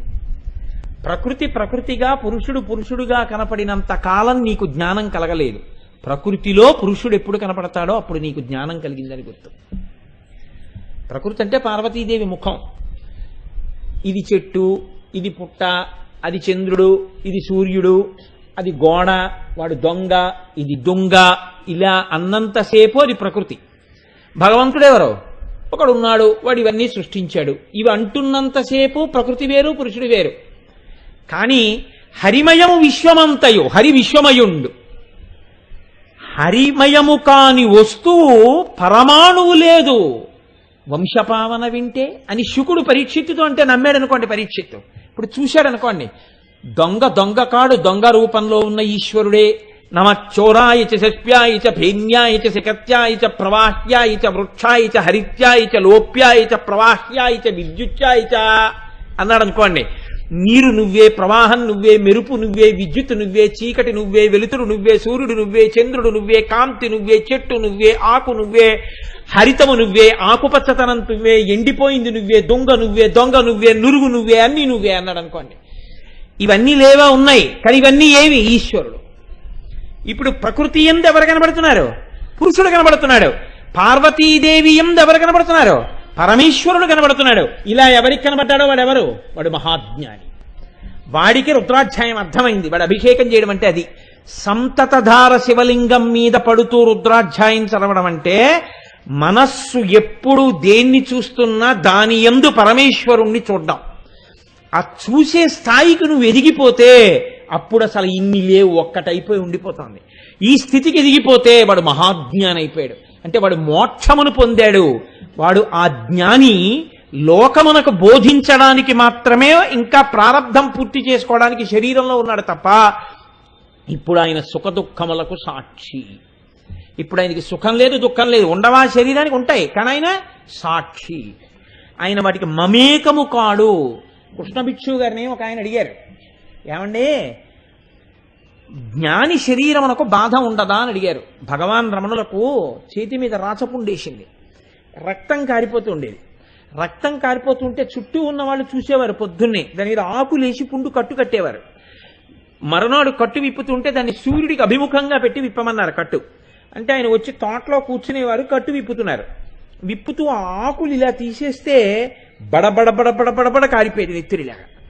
కారిపోతే చుట్టూ ఉన్న వాళ్ళు చూసి అయ్యయ్యో ఎలా నెత్తురు కారిపోతోందో, ఎంత లోతు గొయ్యి పడిపోతోందో, బాధ పెట్టట్లేదా అనేవారు.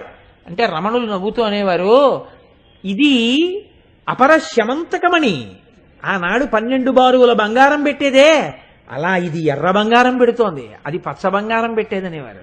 ఇప్పుడు ఆయనకి అందులోనూ ఆనందమే. సుఖము దుఃఖము రెండు లేవు, దానికి సాక్షి ఆయన.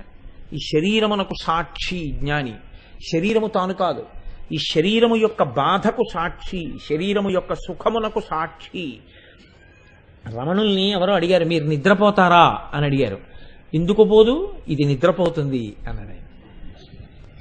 ఎంత తేడా చెప్పండి, ఇది నిద్రపోతుంది అన్నారు. మనమేమంటాం, నేను నిద్రపోయాను, నేనుకి నిద్ర లేదు. నిద్రపోయేది శరీరం, ఇంద్రియాలే పడుకుంటాయి.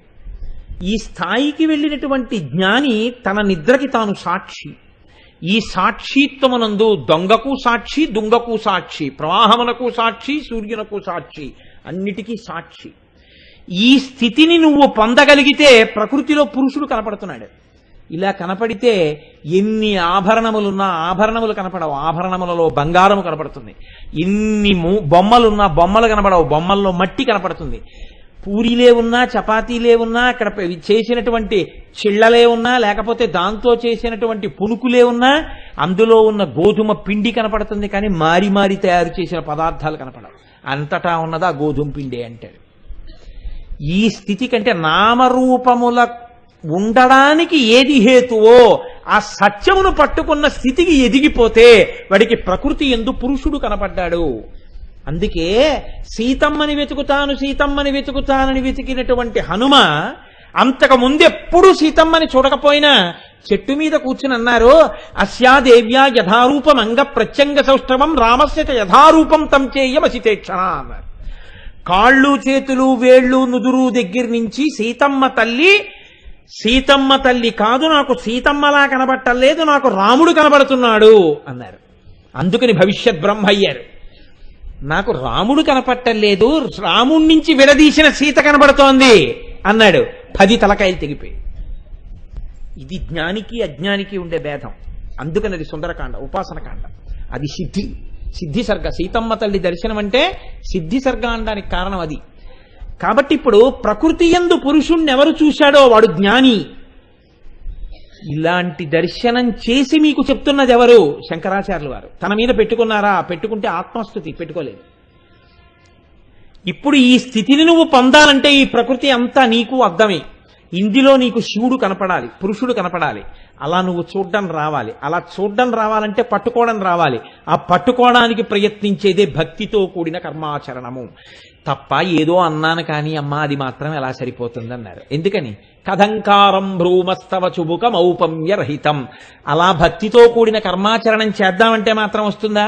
ముహూర్తం పెట్టుకుని ఏకాదశి నుంచి భక్తిగా ఉంటానంటే భక్తి వస్తుంది ఏమిటి? అదే పూరియా శంకుస్థాపన ముహూర్తం పెట్టడానికి? ఈశ్వరానుగ్రహంగా రావాలి భక్తితో కూడిన కర్మాచరణం. కాబట్టి అమ్మ ఉపమానం నేను దానికి మాత్రం ఏం వేయగలను? ఇప్పుడు చెప్పండి, అమ్మవారి యొక్క గడ్డం ఒక్కదానికి ఉపమానం ఎందుకు వేయలేదో మీరు పట్టుకోగలిగారా? అది ఏ స్థాయి నుంచి ఏ స్థాయి వరకు వెళ్ళిపోతుందో చూడండి. ఆ నామం అనాకలిత సాదృశ్య చుబుక శ్రీ విరాజిత. అమ్మా నీ గడ్డానికి ఉపమానం వేయడం కుదరదమ్మా. ఎందుకని అంటే ఒక్కసారి నీ వంక చూసి భక్తితో నిలబడినా మేనకాదేవిలా పొందుతాడు. నీయందు పరమేశ్వరుణ్ణి చూడడం వచ్చినా ధన్యత పొందుతాడు. అలా చూడడం చేత కావట్లేదు నాకు ఆ అదృష్టాన్ని ఇయ్యని భక్తితో పట్టుకున్నా ఆ అదృష్టాన్ని పొందుతాడు. అసలు ఆ భక్తితో ఉందామన్న భావన కలగడానికి, భగవంతుడు ఒకడు ఉన్నాడని తెలుసుకోవడానికి వెళ్ళి కూర్చుని వినేటటువంటి రోజు ఒకటి వస్తే కదా, నమ్మితే కదా ఆ రోజు వచ్చేది. భక్తితో కూడిన కర్మాచరణం ఆ రోజు ఇప్పుడు వస్తుంది. ఆ రోజు మనకు వచ్చుంటే ఇన్ని జన్మలు ఎందుకు వచ్చుండేవి? అంటే ఆవిడ అనుగ్రహం ఏనాడు కలుగుతుందో ఆనాడే నువ్వు ఇది వింటావు. ఆవిడ అనుగ్రహం లేని నాడు ఈ ఒక్క నామం విందామన్నా వినలేడు. ఈ అమ్మవారి అనుగ్రహం ఎవడికి ఉందో వాడు ఎక్కడున్నా ఈ నామం వింటాడు. ఇది ఆ నామానికి ఉన్న గొప్పతనం. ఇది విన్నాడో వాడికి భగవంతుని యొక్క అనుగ్రహం ఉన్నది. కాబట్టి దీనికి ఎలా పోలికి చెప్తారు? చెప్పడం కుదరదు. దాన్ని వాక్కులతో చెప్పడం కుదరదు. ఇది ఈశ్వరానుగ్రహమునకు నిర్ణయము. కాబట్టి ఇవాళ ఈ సభలో ఇంతమంది ఉండి విన్నారు. కాబట్టి ఏమిట దానికి సూచన? వారు ఈశ్వరానుగ్రహమును పొందుతున్నారని గుర్తు. ఈశ్వరుడి చేత వాళ్ళు తీసుకోబడ్డారు. నిలబడడం మీ వంతు. జారిపోతానంటే అదొద్దు అనుకుంటే ఇంకా ఎక్కాలి కదండి. కాబట్టి అనాకలిత సాదృశ్య చుబుక శ్రీ విరాజిత. కాబట్టి నేను ఇవాళ శుక్రవారం అసుర సంధ్య వేళ కామేశబద్ధ మాంగల్య సూత్ర శోభిత కంధరా ఆ నామం వైపుకి వెళ్ళాలి అని అనుకున్నాను. అందుకని ఈ నామాన్ని ఇక్కడతో పూర్తి చేస్తున్నాను. అలాగని నేను అదేం మింగేసినట్టు కాదు. నేను పరమ విరోధిని అటువంటి ప్రసంగాలకి. లెక్కలు పెట్టుకుని నీ నామాలు పూర్తి చేయాలని చెప్పడం, ఇవాళ ఇంత ఇంత ఏదో సిలబస్ కవర్ చేయాలని ఉపన్యాసాలు చెప్పడం నా జన్మాంతరంలో లేదు. పరవశించడం కోసం చెప్పుకోవడం అంతే, దాని కొరకి. కాబట్టి ఇప్పుడు ఈ నామంలో వశిన్యాది దేవతలు అంటారు కామేశబద్ధ మాంగల్య సూత్ర శోభిత కంధరా. అమ్మవారి యొక్క కంఠం గురించి మాట్లాడుతున్నారు. కేశాది పాదాది పర్యంత మనకు వచ్చేటప్పుడు అమ్మవారి యొక్క ముఖమండలాన్ని పూర్తి చేశారు. పూర్తి చేసి ఇప్పుడు ఈ కంఠం దగ్గరికి వస్తున్నారు. ఈ కంఠం దగ్గరికి వచ్చినప్పుడు మీరు ఒకటి జాగ్రత్తగా పట్టుకోవాలి. కంఠం గురించి మాట్లాడలేదు వశిన్యాది దేవతలు. దేని గురించి మాట్లాడుతున్నారు? కంఠాభరణము గురించి మాట్లాడుతున్నారు. ఇప్పుడు ఈ ఆభరణము కంఠము వేరెన్ను అనుకోవచ్చా? అలా అనుకోవడానికి వీల్లేదు. కొన్ని ఆభరణములు ఏవై ఉంటాయంటే ఆ వ్యక్తి యొక్క స్థితికి సూచనలై ఉంటాయి. ఆ వ్యక్తి యొక్క అస్తిత్వమునకు సూచనలై ఉంటాయి. మీకు నేను బాగా చెప్పాలి అంటే నేను మీకు ఒక ఉదాహరణ చెప్పవలసి వచ్చింది అనుకోండి. ఆయన ఉపనయనం అయిపోయింది అని గుర్తు ఏమిటి? చేతికి ఒక ఉంగరం ఉంటుంది. ఉంగరం ఉందనుకోండి, ఆయన ఆచమనం చెయ్యాలి. ఆచమనం చేసేటప్పుడు కుడి చేతికి ఉంగరాలు లేకుండా లేదా ఉంగరం లేకుండా ఆచమనం చేశాడనుకోండి, ప్రతిరోజు నిత్తురు తాగిన వాడి ఖాతా ఫలితం వేస్తారు. ఉంగరం ఉండి ఆచమనం చేయాలి. అందుకే ఉంగరం లేకపోతే దర్భ చుడతారు. దర్భ చుట్టి ఆచమనం చేయిస్తారు. కాబట్టి ఇప్పుడు ఆయన ఆచమనం చేస్తున్నాడు అంటే ఏమిటి? ఆయనకి ఉపనయనం అయిపోయిందని గుర్తు. ఆయనకి యజ్ఞోపవీతం ఉంది. ఆయన బ్రహ్మచారి. ఆయన గాయత్రిని ఉపాసన చేస్తున్నటువంటి వాడు, బ్రహ్మణ్య సిద్ధి కొరకు ప్రయత్నిస్తున్నవాడు అని గుర్తు. ఇప్పుడు పొరపాట్న కాని ఇంకొకలా కాని ఆ యజ్ఞోపవీతం జీర్ణమై కనపడింది. పెద్దలైన వారు అంగీకరించారు. పిలిచి చాలా నింద చేస్తారు. బుద్ధుందా లేదా? అన్నం తింటున్నావా, గడ్డి తింటున్నావా? యజ్ఞోపవీతం సరిగ్గా ఉంచుకోవాలని నీకు తెలియదురా అని అడుగుతారు. నాకు ఒక విషయం తెలుసండి. నేను ఒకసారి ఒక చోటుకి వెళ్ళాను. వెళితే అసుర సంధ్య వేళ అయింది. అయితే అందరూ సంధ్యావందనం చేసుకోవడానికి వెళ్ళారు. ఒక 4-5 అక్కడే కూర్చున్నారు. అందరూ వెళ్ళిపోయిన తర్వాత ఆ స్థానమునకు సంబంధించినటువంటి పెద్ద ఆయన వాళ్ళకి కబురు చేశారు లోపలికి రమ్మని. మీరు ఎందుకు ఇక్కడ కూర్చున్నారని అడిగారు. వాళ్ళందరూ లోపలికి వెళ్ళారని వాళ్ళు వస్తారని కూర్చున్నాం అన్నారు. వాళ్ళందరూ ఎందుకు వెళ్ళారు లోపలికని అడిగారు. సంధ్యావందనం చేసుకోవడానికి వెళ్ళారండి అన్నారు. మరి మీరు ఎందుకు వెళ్ళలేదని అడిగారు. మాకు రాదండి అన్నారు. ఆయన అన్నారు మీరు వెళ్ళిపోండి అన్నారు.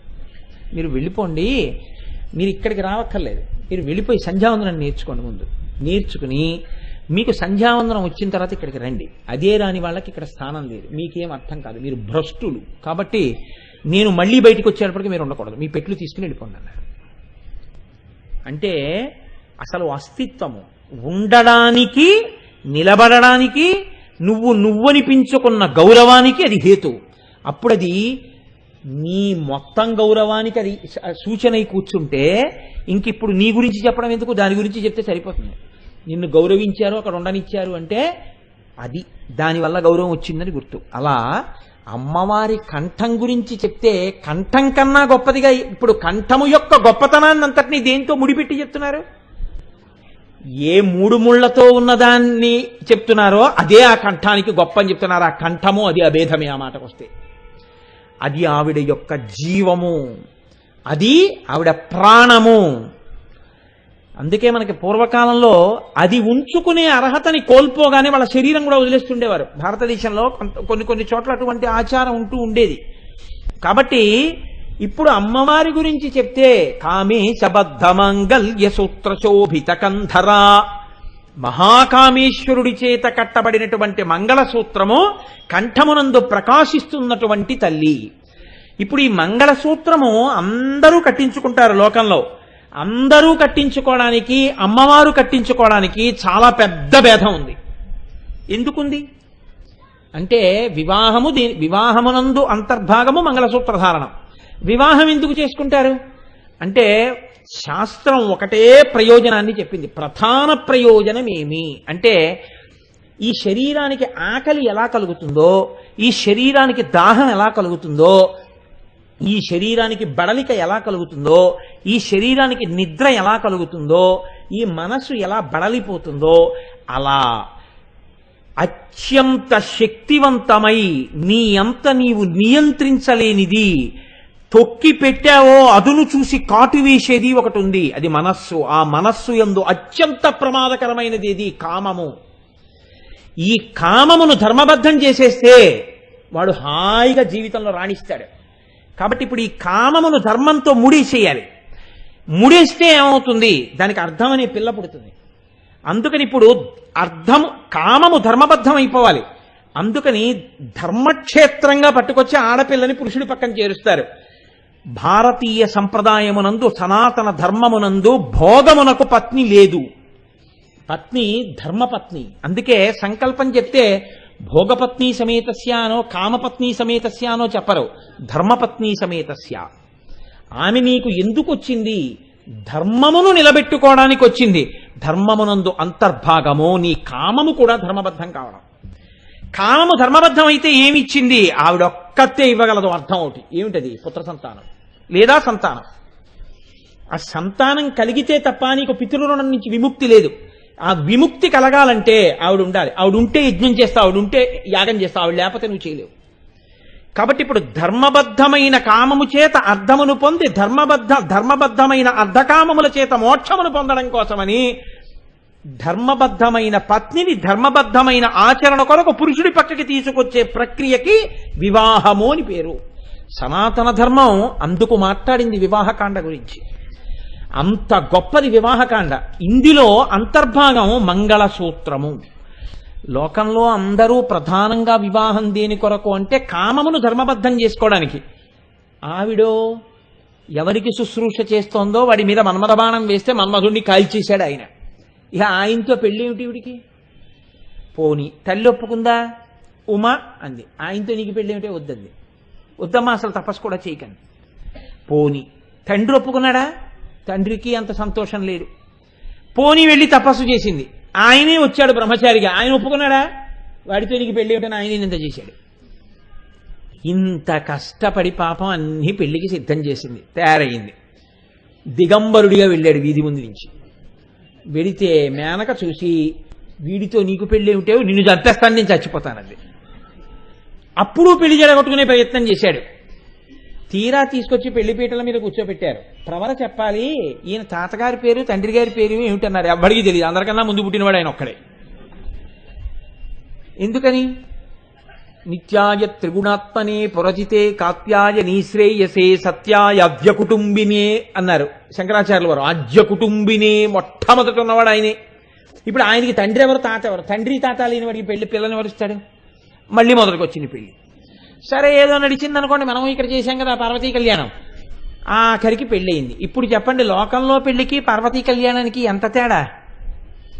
ఇంత గొప్పగా ఆవిడ తపస్సు చేసి మహాకామేశ్వరుడితో మంగళసూత్రం కట్టించుకుంది.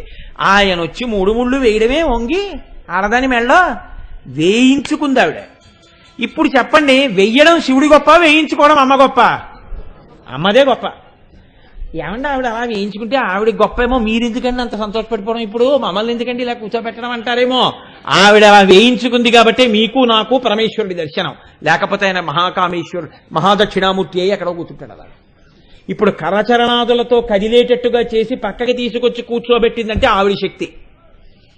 అందుకే చిదంబరంలో ఉంటే శివకామ సుందరి, మధురైలో ఉంటే మీనాక్షి.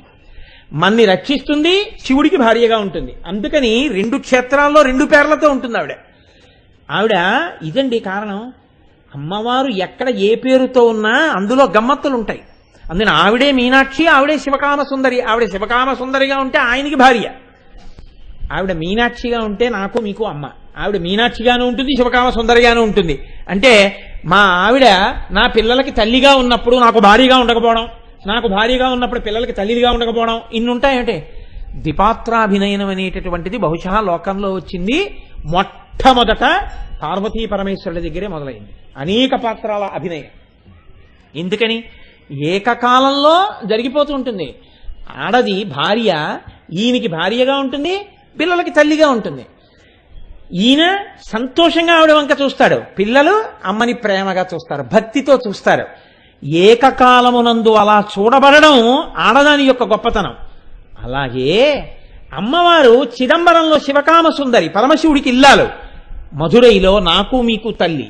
అక్కడ శివకామ సుందరిగా ఉన్న నాన్నగారికి భార్య అయినా మీకు మాత్రం అమ్మే, ఎప్పుడూ మీకు అమ్మే. పరమశివుడికి మాత్రం ఆవిడే శివకామ సుందరి. ఈ స్థితికి మొదలెక్కడా? ఆవిడ మంగళసూత్రం కట్టించుకున్న దగ్గర. అందుకు నా మంగళసూత్రానికి అంత గొప్పతనం వచ్చింది. కాబట్టి కామేశబద్ధ మాంగళ్య సూత్ర శోభిత కంధరా, ఇది మామూలు మాట కాదండి. ఈ మాట చాలా గహనమైన మాట. ఎందుకో తెలుసా అండి? ఏదో యథాలాపంగాను మిగిలిన తంతంతా ఆపేవా, తొందరగా మంగళసూత్రం కట్టించే అంటుంటారు. ఏదో ఎవరో అసలు వాళ్ళు వచ్చేస్తారు, పిల్లని ఎత్తుకుపోతారు అనుకుంటే, అంటే ఇంకా ఆ మంత్రాలన్నీ వద్దు, తాళి కట్టించే అంటుంటారు. ఏదో అక్కడక్కడ ఎప్పుడెప్పుడో చూసానేమో నేను, ఎక్కడో తెరల మీద. అలా కట్టించేసుకున్న మంగళసూత్రం కాదు. ఈయన మారిపోతాడేమో, మళ్ళీ కట్టించేయండి, గబగబా కట్టించేయండి, గబగబా కట్టించేయండి అని ఆవిడేం కట్టించేసుకోలేదు. ఎలా కట్టించుకుందో తెలుసా అండి? షరతు పెట్టి కట్టించుకుంది. శంకరుడు అన్నాడు బ్రహ్మచారిగా వచ్చి, నీ తపస్సుకు మెచ్చుకున్నాను, దా చేయి పట్టుకో, చిటికిన వేలు తీసుకుపోతాను కైలాసానికి అన్నాడు. ఈ వెర్రొద్దండి ఆవిడ. అదేమిటన్నాడు? నీ ఇష్టం వచ్చినట్టు చేసుకుని సతీ వివాహం చేసుకున్నావు, ఇలాగే ఏమైంది? నేను శరీరం వదిలిపెట్టవలసి వచ్చింది. అలా వద్దు, వైదిక ధర్మం ప్రకారం చేసుకో. ఇప్పుడని నీ ఊపిరి వేదం కదా, ఆ వేద ప్రమాణాన్ని ఎలా చెప్పిందో అలాగే నువ్వు నన్ను వివాహం చేసుకోండి అంటే. ఇప్పుడు సంప్రదాయం అంతా నడుస్తుంటుంది. నడుస్తుంటే అందులో అన్నీ ఎవరి వెలితి పైకి వస్తాయంటే శంకరుడి వెలితి పైకి వస్తుంటుంది. ఎందుకు వస్తుంది మీరు ఆలోచించండి. నేను అన్నానది కాదు, ఈవిడికే ఉందండి. వెనక బోలెడంతమంది ఉన్నారు. ఆయన వెనకాతలు ఎవరు ఉంటారు? ప్రమదగణాలు అందరూ ఉంటారు. ఆయన వెనక అందరూ ఉంటారు. ఆ మాటకు వస్తే లోకమంతా ఆయన వెనకాతలే ఉంటుంది. కానీ ఓ ప్రవర చెప్పాలి, ఎవరికి తెలుసు? అత్తవారింటికి పంపాలి. ఎవరున్నారు కైలాసంలో? ఆయన వెనకాతల తల్లి, తండ్రి, అక్క, చెల్లెలా, ఆడబడుచా, నీరాజనం ఇవ్వడానికి, హారతి ఇవ్వడానికి, లోపల తీసుకెళ్ళడానికి ఎవరున్నారంటారు? ఇక్కడైతే బోల్డ్ మంది ఉన్నారు. ఇప్పుడు ఈవిడ బలం పైకొస్తోంది, ఆయన బలహీనత పైకొస్తోంది. బలహీనత అంటే అవన్నీ బలాలే. బలహీనతలని మీరు అనుకోకండి. శంకరుడి కన్నా గొప్పవాడెవరు ఉండడు. కానీ అర్థం చేసుకోలేని వాడికి ఏమైపోతుంది? వీళ్ళకి ఏమిటండి ఇలాంటి వాడికి పిల్లనిచ్చేశారంటారు. ఇది ఆయనకి వినపడింది అనుకోండి, పెళ్లి లేదా ఏమీ లేదని ఉత్తరయం దులుపుకుని మళ్ళీ గుహలోకి వెళ్ళిపోయి కూర్చుంటాడు. ఇప్పుడు ఇంత ఇబ్బంది ఉంది వైదిక కళ్యాణంలో ఆయనతోటి. ఆవిడ అలాగే చేసుకోమంది. అంటే ఏమిటి ఆవిడ ధైర్యం? ఇంతమంది అర్థం చేసుకోలేకపోయినా అర్థం చేసుకున్న నేనా ఇన్ని కూర్చోబెట్టగలను. ఇది ఆవిడ ధైర్యం. ఆవిడికి ఎక్కడి నుంచి వచ్చింది ఈ ధైర్యం? నేను గౌరీదేవిని ఉపాసన చేస్తానంది. ఎవరా గౌరీదేవి? ఆవిడే. ఆవిడ ఉపాసన చేసి అంత శక్తి పొందింది. అందుకే మంగళసూత్రం కట్టడం అంటే మామూలుగా కట్టకూడదండి. వివాహ క్రతువు ఎందు మంగళసూత్రం కట్టడం అంటే దానికి ఒక పెద్ద మర్యాద ఉంది లోకంలో. ముందు రోజు తడిపి ఆరబెట్టినటువంటి బియ్యాన్ని తీసుకోవాలి. మామూలు బియ్యం పనికిరావు మంగళసూత్రం తేవడానికి. అందులో ఎక్కడ తడి ఉండకూడదు. పళ్ళెంలో ఆ తడిపి ఆరబోసినటువంటి బియ్యాన్ని పోసి దాని నిండా పువ్వులు పరిచి దాని మీద రవికిల బట్ట వేసి దాని మీద మంగళసూత్రం పెట్టి సువాసినులు పట్టుకొస్తుంటారు. పట్టుకొస్తూ ఉండగా ముందు 16 జ్యోతులు ఉన్నటువంటి పళ్ళెలు పెడతాయి. వెడితే వాళ్ళు ఇంద్రాణీ దేవతలు అమ్మవారి యొక్క షోడశ కాంతులు పెడతాయి. వెడితే అనుగ్రహం సర్వమంగళాదేవత యందు ప్రవేశిస్తుంది. అప్పుడు మంగళసూత్రాన్ని తీసుకొచ్చి అక్కడ పెడతారు. పెడితే వెంటనే కట్టడానికి వీల్లేదు. ఆడపిల్ల తండ్రికి ఒక బాధ్యత ఉంటుంది, చాలా పెద్ద బాధ్యత. ఏమిటో తెలుసండి ఆ బాధ్యత? తెర పట్టించడం. తెర పట్టించడానికి ఎంత పెద్ద బాధ్యత ఏముందండి? ఏ ఇద్దరిని పిలిచి పట్టుకోమంటే పట్టుకోరండి అని మీరు అడగచ్చు. అది కాదు తెర పట్టించడం అంటే. తెర పట్టించడం అంటే తెర అన్నది పెళ్లి కుమార్తె యొక్క తల్లిదండ్రులు తీసుకునేటటువంటి ప్రత్యేకమైన శ్రద్ధ. దాని మీద ఎక్కడా ఏ మరకాలేనటువంటి తెల్లటి బట్ట తీసుకుని దాని మీద పరిమళ ద్రవ్యాలు వెయ్యాలి. అది మంచి సువాసనలు వెదజల్లాలి. దాని మీద శ్రీకారము కానీ స్వస్తిక్ మార్క్ కానీ ఈ రెండు తప్ప ఇంకా ఏది ఉండకూడదు. నేను పెళ్లికి వెళ్ళాను. పెళ్లికెడితే ఆ మధ్యలో తెరబట్టారు. తెరబడితే నేను దాని మీద చూసి తెల్లబోయాను. చిన్న చిన్న చెంకీ బిళ్ళలతో కుట్టారు, అయ్యగారి దొంగ చూపులు, అమ్మగారి ఆకలి చూపులు అని. నేను చూసి తెల్లబోయి, అయ్యయ్యో ఇంత ఆకలి చూపులు దొంగ చూపులు ఉన్న వాళ్ళకి పెళ్ళెందుకు? పెళ్లికి చివరైన చేస్తారో అది చేసేసుకుంటే దరిద్రం వదిలిపోను కదా అనిపించింది నాకు. కాబట్టి అందుకు కాదు ఆ తెరపట్టేది. తెరపట్టడం అంటే అదొక హాస్యంతో కూడిన ప్రక్రియ అయిపోయింది ఇవాళ. దాని మీద ఏవో రాయకూడనివన్నీ రాసేస్తూ ఉంటారు, ఏవో పిచ్చి పిచ్చి మాటలన్నీ. అదేదో మధ్య మధ్యలో ఆ తెర ఇలా నొక్కేస్తూ ఉండడం. అంతవరకు ఎందుకండి? అసలు ఆ తెర పట్టడం అన్నది ఎంత గొప్పదో తెలిస్తే, కన్యాదాత తాను పుట్టినటువంటి సంప్రదాయాన్ని అనుసరించిన వాడై యజ్ఞోపవీతం ఉన్నవాడైతే పైన చొక్కా బనీను విప్పి ఉత్తరీయం వేసుకుని కూర్చోవాలి. ఒళ్ళు కొవ్వి యజ్ఞోపవీతాలు ఉన్న వాళ్లే బనీని ఇప్పట్లేదు, ఉత్తరీయాలు ఇప్పట్లేదు, లాల్చీలు వేసుకుని కన్యాదానాలు చేస్తున్నారు. నేను గర్వపడతాను ఆ విషయంలో. అలా అవసరం లేకపోయినా నా మిత్రుడు రామకృష్ణారావు చొక్కా బనీను లేకుండా ఉత్తరీయం వేసుకుని కన్యాదానం చేశాడు ఇదే దేవాలయంలో. కోటేశ్వరరావు అంటే వంటబట్టినవాడు ఆయన. ఆయన శిష్యుడు. ఊరికే గురువుగారు మీ కాళ్ళు దొరికాయి, గురువుగారు మీ కాళ్ళు దొరికాయని దండాలు పెట్టిన వాళ్ళందరూ శిష్యులని నేను అనుకుంటున్నారేమో. అలా నేనేమనుకోను. నాకు తెలిసి ఎవరు శిష్యులు, ఎవడు ఆచరించాడో వాడు శిష్యుడు. అందుకే రామకృష్ణారావు అంటే నాకు ప్రాణం. కారణం ఏంటంటే తక్కువ నా దగ్గర ఉన్నట్టుంటాడు, తక్కువ మాట్లాడతాడు, అంతా నేను చెప్పిందే చేస్తాడు. ఎక్కడున్నా నేను చెప్పిందే చేస్తుంటాడు, నేను చెప్పనిది ఏది చేయడు. అలా చెయ్యాలా అని అనుమానం వస్తే నన్ను అడుగుతాడు వచ్చి. ఆయనే శిష్యుడు. రండి పెట్టేస్తున్నాను టైం అయిపోతుంది ఆఫీస్కి అంటుంటే, మీకెందుకు నేను పంపించా, వడ్డించేశాను రండి అని 10 మాటలని. 10:15 అయిపోయింది, 10:30 అయిపోయింది, 11:11 అయిపోయింది. ఆవిడ డబ్బాలు సర్దుకుంటా ఉంది అనుకోండి. మీరు నువ్వేం పలహారం పెట్టక్కర్లేదు, నేను బయలుదేరిపోతానని వెళ్ళిపోతారు. ఎందుకు వెళ్ళిపోతారు అంటే, రండి అని గౌరవంగా పిలిచి మీరు పెట్టకపోతే, చేయవలసింది చేయకపోతే ఆగ్రహానికి గురవుతున్నారా లేదా? ఖచ్చితంగా గురైపోతారు. మీరు ఈ మంత్రంతో ఆ ముగ్గురిని పిలిచి 3 ఇయ్యి అని అడిగినప్పుడు శాస్త్రం ఏం చెప్పిందంటే, కనుబొమల మధ్య ప్రదేశాన్ని చూస్తూ నీ మనసులో ఇష్టదైవాన్ని తలుచుకో అని చెప్పింది. ఇది మానేసి వీడియో వైపు తిప్పిన బుర్ర నీ జీవితాన్ని రక్షిస్తుందా? నేను ఒక్క మాట చెప్తాను, నన్ను మన్నించండి, పిల్లలంత మంచి వాళ్ళు లోకంలో ఎవ్వరూ లేరు. నేను ఈ సభలో పెద్దవాళ్ళని పక్కకి పంపించేసి పిల్లలందరినీ కూర్చోబెట్టి నేను ఈ మాట చెప్తే, నేను యథార్థం చెప్తున్నాను, ఏ తల్లి అయినా ఏ తండ్రి అయినా వీడియో వంక చూడంటే మాకు జీవితం కావాలి, మేము చూడం, మేము భూమధ్య స్థానాలు చూసుకుంటా అంటారు. గడ్డి తింటున్న వాళ్ళందరూ పెద్దవాళ్ళే. నన్ను క్షమించండి, మీరు ఏమనుకున్నా నాకేం భయం లేదు. పంచకట్టుకున్న కోటేశ్వరరావు ఎవరికి వెరవడు, శాస్త్రానికి తప్ప. నేను ఎన్నో పెళ్లిళ్లలో చూశా, పెళ్లి కొడుకు పెళ్లి కూతురు ఇలా కూర్చోకూడదేమో అని అంటే, కూర్చోండ్రా పెద్దవాళ్ళం అయిపోయాం, ఇంకా ఏమిటి మా ముచ్చట ఎప్పుడు తీరుతుంది, ఇలా చూడాలనే కదా బతికున్నాం అంటారు. ఏమీ తెలియదు, పచ్చి అజ్ఞానం.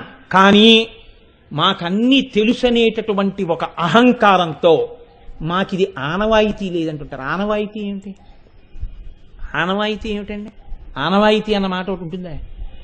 వేద ప్రమాణాన్ని పక్కన పెట్టేసి పెద్దరికం ఇచ్చారు కదా అని పేను పెత్తనం చేసి జుత్తు తెగ కొరికినట్టు అక్కర్లేని మాటలన్నీ బోధ చేస్తుంటారు. ఇవాళ పెళ్లిళ్లలో ఏమైపోతోందంటే, మగ పెళ్లి వారి వైపు ఒకవేళ ఆయనకి కోరికున్నా ఆడపిల్ల వైపు ఉన్నవాడు వినడు. ఆడపిల్ల వైపు ఆడపిల్లన కన్నా తండ్రికి కోరికున్నా అలా కన్యాదానం చేద్దామని మగపిల్లాన్ని కన్నా తండ్రి వినడం. ఒకవేళ వీళ్ళిద్దరూ మంచి వాళ్ళై అవగాహన ఉండి విన్నా ఆ పైన ఉండే ఘటాలు గ్రహాలు వినవు. కాబట్టి ఎప్పుడు జరుగుతాయి వైదికమైన వివాహాలు? వినాలంటే అందరి యందు పూనికి రావాలి, పిల్లల దగ్గర నుంచి పెద్దవాళ్ల వరకు రావాలి. ఉత్తినే మంత్రం రాలేదు, ఉత్తినే అటువంటి ప్రయోజనం రాలేదు. రేపు పిల్లలు పుట్టకపోయిన తర్వాత గుళ్ళ చుట్టూ గోపురాల చుట్టూ తిరగమని ఎవడు చెప్పాడు నీకు? మొట్టమొదటి సుముహూర్త సమయంలోనే భూమధ్యస్థానాన్ని చూస్తే పోయేది కదా. అప్పుడు చూడకుండా దిక్కుమాలిన వీడియో కోసం మెడతిప్పుతాడు. ఆ తర్వాత సమస్తమైన గొళ్ళ చుట్టూ తిరుగుతాడు, ఉపవాసాలు చేస్తాడు. ఎవడబడమన్నాడు దీన్ని? క్లీశం. ఎన్నో చోట్ల చూశానండి నేను. నాకు అందుకే ప్రపంచంలో ఇవాళ నాకు అత్యంత కష్టమైన పనేది అంటే పెళ్లికి రెండంటేనే నాకు బాధ. ఎందుకని అంటే ఈ అమర్యాద చూడ్డానికి బాధగా ఉంటుంది. అయ్యయ్యో ఎంత అమర్యాదగా ప్రవర్తిస్తున్నారా అని. ఆయన అడుగుతాడండి, అదేంటి జీలకర్ర బెల్లం పెట్టేసిన తర్వాత, నేను ఆడపిల్లని చూశానయ్యా, ఇలా భూమధ్యస్థానాన్ని చూశాను, నేను చూసినదే సుముహూర్తమగుగాక, మీరందరి మాట అనండి అని అడుగుతాడు. అందుకే కన్యా నిరీక్షణ ముహూర్తస్సు ముహూర్తోస్తు ఇది గృహంతో అంటాడు. అంటే అయ్యా మీరందరూ అనండి ఇది సుముహూర్తమైంది అని అనండి అంటాడు. అంటే వీళ్ళు ఏమనాలి? అన్నం తినడానికి పశువులు వచ్చినట్టు రాలేదు పెళ్లికి. పెట్టిన వాడికి నిజాయితీ ఉంటే, వెళ్ళిన వాళ్ళకి ఆ సంస్కారం ఉంటే, వీళ్ళు చేతిలో అక్షతలు పట్టుకుని చెప్పులు విప్పి వేదిక మీదకి వెళ్ళాలి. వెళ్ళి వీళ్ళందరూ నోటితో వీళ్ళు మాట అనాలి, కన్యా నిరీక్షణ ముహూర్తస్సు ముహూర్తోస్తో అని. అంటే నువ్వు ఈ పిల్లని చూసినటువంటి ముహూర్తము సుముహూర్తమగుచున్నది అంటూ అక్షతలు వెయ్యాలి. అబ్బే మాకు అదేం గుర్తుండవండి అన్నారు అనుకోండి, కనీసం ఈశ్వర వీళ్ళిద్దరూ కోరుకున్నట్టుగా ఇటు పుట్టినిల్లు, అటు ఆయన ఆయుర్దాయం, ఆ పిల్ల చక్కగా పిల్లల తల్లి, ఇద్దరు సంతోషంగా ఉండేటట్టుగా భగవంతుడా అనుగ్రహించు అని అక్షత వెయ్యాలి. అలా ఆశీర్వచనం చెయ్యాలంటే నీ కాళ్ళకి చెప్పులు ఉండకూడదు. వేదికల మీద పూర్ఫెలో ఒక్క పురోహితుడు తప్ప అందరికీ బూట్లు చెప్పులే. కొన్ని చూస్తే ఆశ్చర్యంగా ఉంటుందండి. ఆ పిల్ల జీవితం దేని మీద ఆధారపడిందంటే ఆమె సుఖశాంతులు కట్టబోయే మంగళసూత్రం మీద ఆధారపడింది. ఈ తెచ్చినటువంటి జ్యోతుల యందు అమ్మవారి 16 కళలున్నాయి. ఆ దీపాలు వెలుగుతుంటే అందులో ఇంద్రాణీ దేవతలు ఉన్నారు. అందులో ఇంతమంది పతివ్రతలు జ్యోతుల రూపంలో వేదిక మీదకి వచ్చి కూర్చుని ఉంటారు, పళ్ళెన్ రూపంలో. ఇంతమంది అక్కడ ఉంటే కొబ్బరి బొండం మీద మంగళసూత్రం పెట్టుంటుంది. మంగళగౌరీ దేవతకి పూజ అవుతుంది షోడశోపచారాలతో. మేము ఆడబడుచులమని, మేము ఇంకొక హోదాలని కుర్చీలేసి కూర్చుంటారు వేదిక మీద. కుర్చీలో కూర్చోలేకపోతే నీకు మోకాళ్ళ నిప్పులైతే కింద కూర్చో. అక్కడ ఇంద్రాణీ దేవతలు 16 కళలు ఉంటే, అక్కడ ఇంతమంది మంగళగౌరీ దేవత ఉంటే నువ్వు కుర్చీలో కూర్చుని చెప్పులు ఆడించడానికా? నీ మెళ్ళలోనూ మంగళసూత్రం ఉందే, నువ్వు లేచి కళ్ళకద్దుకుంటున్నావే, అదే నువ్వు వైదికమైనటువంటి వివాహం నందు ప్రవర్తించవలసిన మర్యాద? ఏం తెలుసునని చెప్పులేసికెక్కి కూర్చుంటున్నావు? ఇంకా దారుణం ఇవాల్టి రోజున ఏమైపోయిందంటే, అక్కడ మంగళసూత్రం కడుతుంటే, అక్కడ జీలకర్ర బెల్లం పెడుతుంటే, ఏమీ తెలియనటువంటి పిల్లలు వాడితో కలిసి చదువుకున్న వాళ్ళు సెల్ ఫోన్లతో కెమెరాలు పట్టుకుని రే ఇటు చూడు ఇటు చూడు ఇటు చూడు అని. వాళ్ళ జీవితం అండి అది వాళ్ళ జీవితం. వాళ్ళ భద్రతంతా అందులో ఉంది, వాళ్ళ కష్ట సుఖాలన్నీ అందులో ఉన్నాయి, వాళ్ళ సంతోషం అంతా అక్కడ ఉంది. అటు చూడనివ్వరు, వాళ్ళు ఇలాగే ఉంటారు. ఇలా పెట్టి ఫోటోలన్నీ ఇలాగే ఉంటాయి. You must be ashamed for it. నువ్వు సిగ్గుపడాలా ఫోటోలు చూసి, నువ్వు సిగ్గుపడాలా వీడియో చూసుకుని. అందుకా నీకు మంత్రం, అందుకా నీకు వివాహం, ఇందుకా సనాతన ధర్మం, ఇందుకా దేవతల్ని నువ్వు ఆహ్వానం చేయడం, ఇందుకా నీకు శుభలేఖ, ఇందుకా నువ్వు పెద్దల్ని పిలిచింది, ఇందుకా నువ్వు అక్షతలేమని అడిగేది. మర్యాద పాటించడం నేర్చుకోవాలి. ఇది పాటించడం నేర్చుకోని నాడు ఈ నామం చెప్పుకోవడం అనవసరం. మంగళసూత్రం తర్వాత కడతాడు. ఇప్పుడు ఇంత జాగ్రత్తగా పళ్ళెంలో బియ్యంలో పెట్టి తెచ్చినటువంటి మంగళసూత్రంలోకి 2 సూత్రములు తీసుకొస్తారు. శతమానాలంటారు. శతమానాలంటే ఇద్దరు 100 ఏళ్లు బతకాలన్న కోరిక. అందుకే శతమానం అన్న పేరెందుకు వచ్చిందంటే 100 నిష్కముల బంగారంతో చేయమని చెప్పారు దాన్ని. 100 నిష్కములు. అక్కడ మళ్ళీ ఏమంటారు తెలుసా అండి, మాకు ఆనవాయితీ ఇంతే మంగళసూత్రం. ఎందుకంటే ఇంకో రవ్వ డబ్బు ఖర్చు పెట్టాల్సి వస్తుందేమో అని బెంగ. పైగా మేము కట్నం తీసుకోవట్లేదండి. కట్నం తీసుకోవడం ఏమిటి? ఇన్ని ఉద్ధరించడానికి ఆడపిల్లని ఇస్తున్నాం ధర్మపత్నిగా. కట్నం ఏమిటి అసలు? ఆ మాట ఎక్కడుంది? నీకేమైనా బహుమానం చెయ్యాలనుకుంటే మామగారికి తెలిసి ఏం చెయ్యాలో చేస్తాడు. నువ్వు గొప్ప అనుకుంటున్నావా మాట చెప్పుకోవడం? ఒక్కనాటికి కాదు, అది కితాబు కాదు. అసలు ఆ మాటే రాకూడదు నోటి వెంట. నీ వంశాన్ని ఉద్ధరించడానికి ఆడపిల్ల నీ ఇంటికి వస్తోంది, పొంగిపోవాలి నువ్వు. రామాయణం పొంగిపోయింది ఆ మాటకి. కనుక చూడండి, వైదికమైనటువంటి దోషాల్ని సవరించుకోకపోతే మనం ఇవాళ చేస్తున్నవి ఈ నామానికి అర్థం చెప్పుకొని మనం పొందే ప్రయోజనం ఏముంటుంది మీరు ఆలోచించండి. నేను కఠినంగా మాట్లాడాలని మీరు అనుకోకండి. నేను ఎవరినీ కఠినంగా మాట్లాడటలేదు. అజ్ఞానము మన్నింపబడుతుంది, అహంకారము మాత్రము మన్నింపబడదు. కాబట్టి ఇప్పుడు ఈ మంగళసూత్రాల్ని 2 శతమానాలతో చేస్తారు. ఎందుకు చేస్తారో తెలుసా అండి? ఒక్కటే కారణం. ఇప్పుడు ఈ స్థితిలో ఈయన ఒక్క వంశాన్నే ఉద్ధరిస్తాడు, ఇటువైపు వంశాన్నే, పుట్టిన వైపే. ఆ పిల్ల ఇటువైపు నుంచి అటువైపుకు వెళ్ళిపోతుంది. ఈయన ఇలా కట్టేయగానే ఆ పిల్ల వెళ్ళిపోతుంది ఆయనతోటి.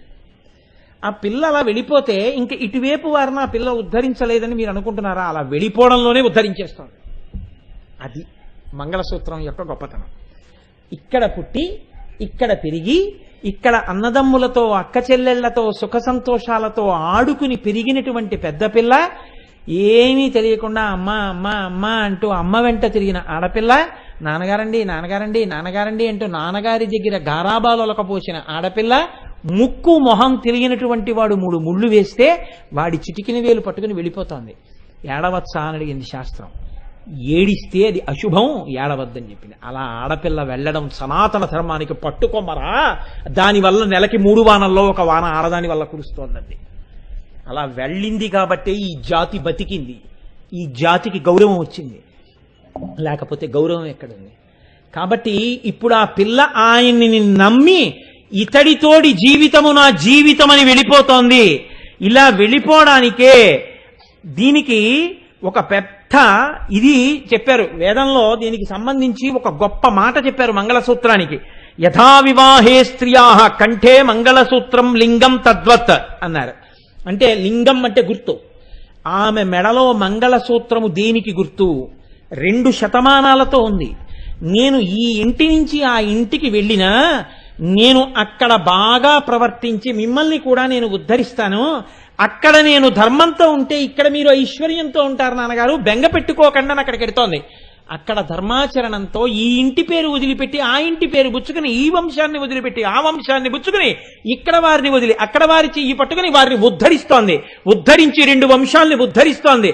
ఉద్ధరించగలిగినటువంటి చాలా గొప్ప హృదయం ఉన్న ఆవిడ ఈయన్ని అనువర్తించి వెళ్ళిపోవడం సనాతన ధర్మం యొక్క గొప్పతనం. ఈ స్థితి లేకపోతే లోకం లేదని నువ్వు గుర్తించడానికే ఆడదాని మెడలో 2 శతమానాలతో మంగళసూత్రాలని గుర్తుపెట్టుకో అంది వేదం. ఎంత స్తోత్రం చేసిందో చూడండి ఆడదాన్ని. కాబట్టి ఆ మంగళసూత్రానికి 3 ముళ్ళు వేస్తే ఒక్కొక్క ముడికి కుంకం పెడతాడు. అందుకే తాను పుట్టినదాదిగా ఎప్పుడు ఎన్నడూ ఎవ్వరతో అననటువంటి మాట మగవాడు ఆడదాంతో అంటాడు. మాంగళ్యం తంతునా నేనా మమ జీవన హేతున కంఠే బధ్నామి శుభగే తం జీవ శరదాం శతం. ఇక నుంచి ఏమిటి గుర్తో తెలుసా? నేనెక్కడో ఉండొచ్చు, కానీ నేను ఉన్నానా లేదా అన్నది అనుమానింపబడచ్చు ఒకానొకనాడు అసలు. కానీ నేను ఎక్కడ ఉన్నా కూడా నా భార్య వంక చూస్తే తెలిసిపోతుంది ఆయన ఉన్నారని ఎలా తెలుస్తుంది? నీ మెడలో ఉన్న పసుపు తాడే నేనున్నాననడానికి గుర్తు. ఇప్పుడు చెప్పండి, అది కేవల పసుపు తాడా? కాదు. ఒక వ్యక్తి ఉన్నాడు అనడానికి గుర్తు ఆ మంగళసూత్రం. కాబట్టి నేనున్నాను అని నమ్మడానికి ఇది హేతు అవుతోంది. నేను ఉండడం అన్నది దేని మీద ఆధారపడిందో తెలుసా? నక్షత్రాన్ని బట్టి గండం వస్తుంది. నా గండం దేని వల్ల తొలగుతుందో తెలుసా? నీవు అందులో ఉన్న సర్వమంగళాదేవతని నమ్మి నమస్కరిస్తే నా గండం పోయి నేను నీ మెడలో మంగళసూత్ర రూపంలో బతికుంటాను. నువ్వు 100 ఏళ్లు బతుకు అంటాడు. 100 ఏళ్లు బతికి సర్వమంగళాదేవతని ఆ గౌరీదేవికి రోజు నమస్కారం చెయ్యి. అందుకే భర్త పక్కనున్న మొదటి నమస్కారం మంగళసూత్రానికి. ఆవిడ అనుగ్రహంతో ఆ భర్త అలా కనపడుతూనే ఉంటాడు.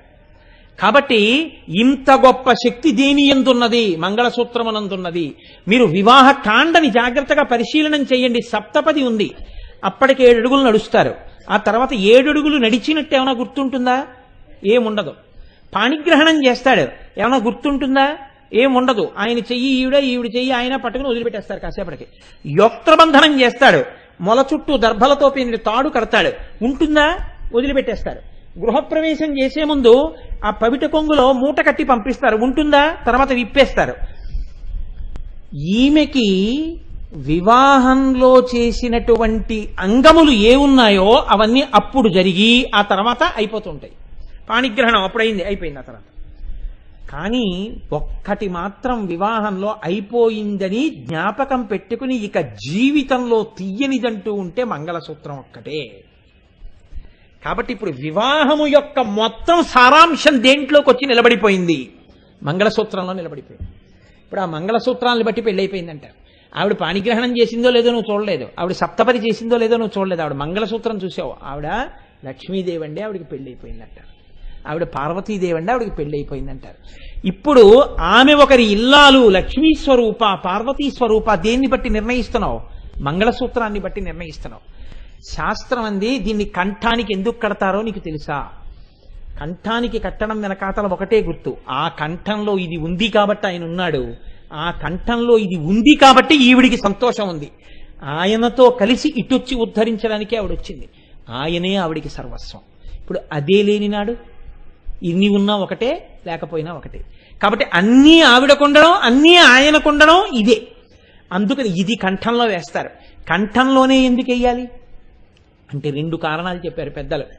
కంఠమునందు వేసినటువంటి మంగళసూత్రం గుండెల దగ్గర తగులుతూ ఉంటుంది. హృదయస్థానమునందు ఈశ్వరుడు యొక్క పాదద్వంద ఉంటుంది. ఇక్కడే కూర్చుని ఉంటాడు. నివార సూకవత్తన్వీ పీతాభాస్వత్యనూపమా. ఆ మంగళగౌరీదేవి అందుకే పుస్తెలు తీసుకెళ్లి సువాసినుల మెళ్లల్లో పెట్టిస్తారు. ఒకసారి ఏ తల్లి ఆ సర్వమంగళా దేవతని ఆరాధన చేస్తోందో ఆ శక్తి మంగళసూత్రంలోకి రావాలని ఇప్పుడు అది రోజు గుండెల మీద తగులుతూ ఉంటుంది. రోజు పార్వతీ పరమేశ్వరుల పాద ద్వంద్వమునకు తగులుతూ ఉంటుంది. తగులుతుంటే అయ్యో ఈవిడ తన సౌభాగ్యాన్నంతటినీ తీసుకొచ్చి మన పాదాల దగ్గర పెట్టి నమ్ముకుంది. అమ్మా నీ పాదాల దగ్గర పెట్టుకున్నానమ్మా శతమానాల్ని, నేను 100 ఏళ్లు బతకడం కాదమ్మా, ఆయనతో కలిసి 100 ఏళ్లు బతకడం కోరుతున్నాను. దీన్ని నేను ఎవరి వల్ల కలుగుతుందని నమ్ముతున్నానో తెలుసా? నీ పాదాలు నమ్మానమ్మా. ఇది చెప్పడానికే ఆ శతమానాలు ఇక్కడ తగిలేటట్టుగా వేసుకుంటుంది ఆడది. ఏమి ఔదార్యం రా, నీ బతుకు ఆవిడ మెడలో ఉన్న మంగళసూత్రంలో ఉంది రా అది శాస్త్రం. అందుకని మంగళసూత్రం కంఠానికి ఆభరణంగా కడతారు.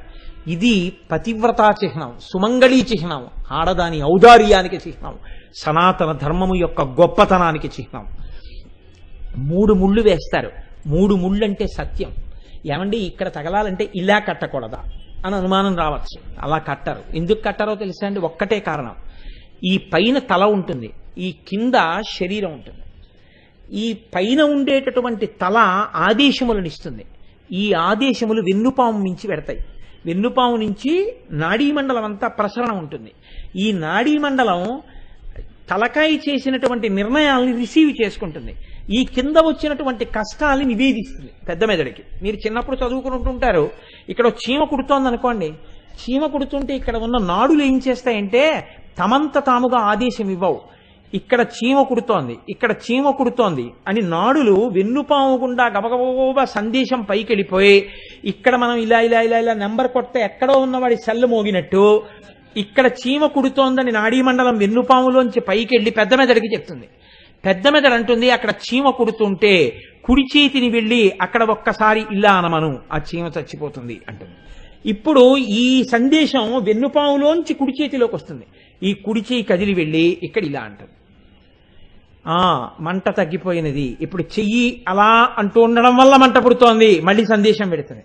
అయితే కుడి చేతిని వెనక్కి వెళ్ళిపోమను, చెయ్యి వెనక్కి వెళ్ళిపోతుంది. ఇప్పుడు ఈ ఒక్కొక్కసారి ఏమవుతుందంటే పెద్ద మెదడు పడుకుంటుంది. నిద్రపోవడం అంటే పెద్ద మెదడు పడుకోవడమే కదండి. పెద్ద మెదడు పడుకుంటే అప్పుడు వెన్నుపం రిఫ్లక్స్ యాక్షన్ అంటారు, అంటే అసంకల్పిత ప్రతీకార చర్య అలవాటు అయిపోయి అది చేసేస్తుంది. ఎలా చేసేస్తుంది అంటే చీమ కుడుతోంది అనుకోండి, నిద్దట్లో చీమ కుడుతోందని పెద్ద మెదడికి వెళ్ళదు, పడుకుంటుంది. కానీ ఈ చెయ్యి వెళ్ళి ఇలా కొట్టేస్తుంది, కొట్టేసి ఇలా గోకేస్తుంది, ఆ చీమ చచ్చిపోతుంది. అంటే ఇంతకు ముందు పెద్ద మెదడు ఏం చెప్పడం అలవాటు చేసిందో అలాంటి పనులే చేస్తుంది. ఇంతకు ముందు పెద్ద మెదడు చెప్పింది కాదనుకోండి, ఆ సమస్యకి సమాధానం లేపేస్తుంది పెద్ద మెదడిని. ఇదేదో సమస్య వచ్చింది లే ఏమన్నా చెప్పి ఏం చేయాలంటే లేస్తాడు నిద్దట్లో. పెద్ద మెదడు లేవడం. ఇది భర్త, ఇది భార్య. ఈ భర్త చెప్పిన మాట ఇది వినడమే తప్ప ఇలా చెప్పడం ఏంటి బుర్రకాయని ఎప్పుడు అనలేదు. ఇది దీన్ని వింది కాబట్టే నీ బతుకు బాగుంది. భార్యాభర్తలిద్దరూ ఇలా కలిసి ఉండాలి. ఇలా కలిసి ఉండడానికి ఇక్కడ ఆదేశాలు ఇందులోకి, ఇందులో బాధలు ఇందులోకి చేరి ఈ రెండు దేని వల్ల సమన్వయం అవుతున్నాయంటే దీనివల్ల. ఇందులోంచి సందేశాలు పైకెడుతున్నాయి, కిందకు వస్తున్నాయి. వస్తుంటే ఇది ప్రధానంగా ఉంది. దీంట్లోంచే కష్టాలు, సుఖాలు, సంతోషాలు వాక్కులుగా వచ్చి ఆనందంగా జీవనరథం వెళ్ళిపోతోంది. ఇన్నింటికి దీనికి మధ్యలో కాలవగా ఉన్నటువంటి ఈ కంఠం ఎలా ప్రమాణమో అలా భార్యాభర్తల మధ్య సమన్వయం కూడా అలా ఉండాలని మేము కోరుకుని ఇక్కడే కట్టిస్తున్నాం. మంగళసూత్రం అని కంఠానికే కట్టిస్తారు. ఇప్పుడు ఇక్కడే మనకి స్వరపేటిక ఉంది, విశుద్ధి చక్రం ఉంది. వాక్కులు ఇక్కడి నుంచే వస్తాయి. వాక్కులు అంటే పదములు, మాటలంటే శబ్దము, అర్థము. వాగర్ధ వివసంపృక్తం వాగర్ధ ప్రతిపత్తయే జగద పితరౌ వందే పార్వతీ పరమేశ్వరౌ. వాక్కు అర్థము ఎలా కలిసిపోయి ఉంటాయో భార్యాభర్త అంతలా కలిసి ఉండాలి మనస్సుల చేత. అంతలా ఒకరి మనస్సు ఒకరికి తెలిసి ఉండడమే మంగళసూత్రం అని గుర్తు. అందుకే సనాతన ధర్మమునందు ఆ మంగళసూత్రానికి అంత గొప్ప స్థితిని ఇచ్చేశారు.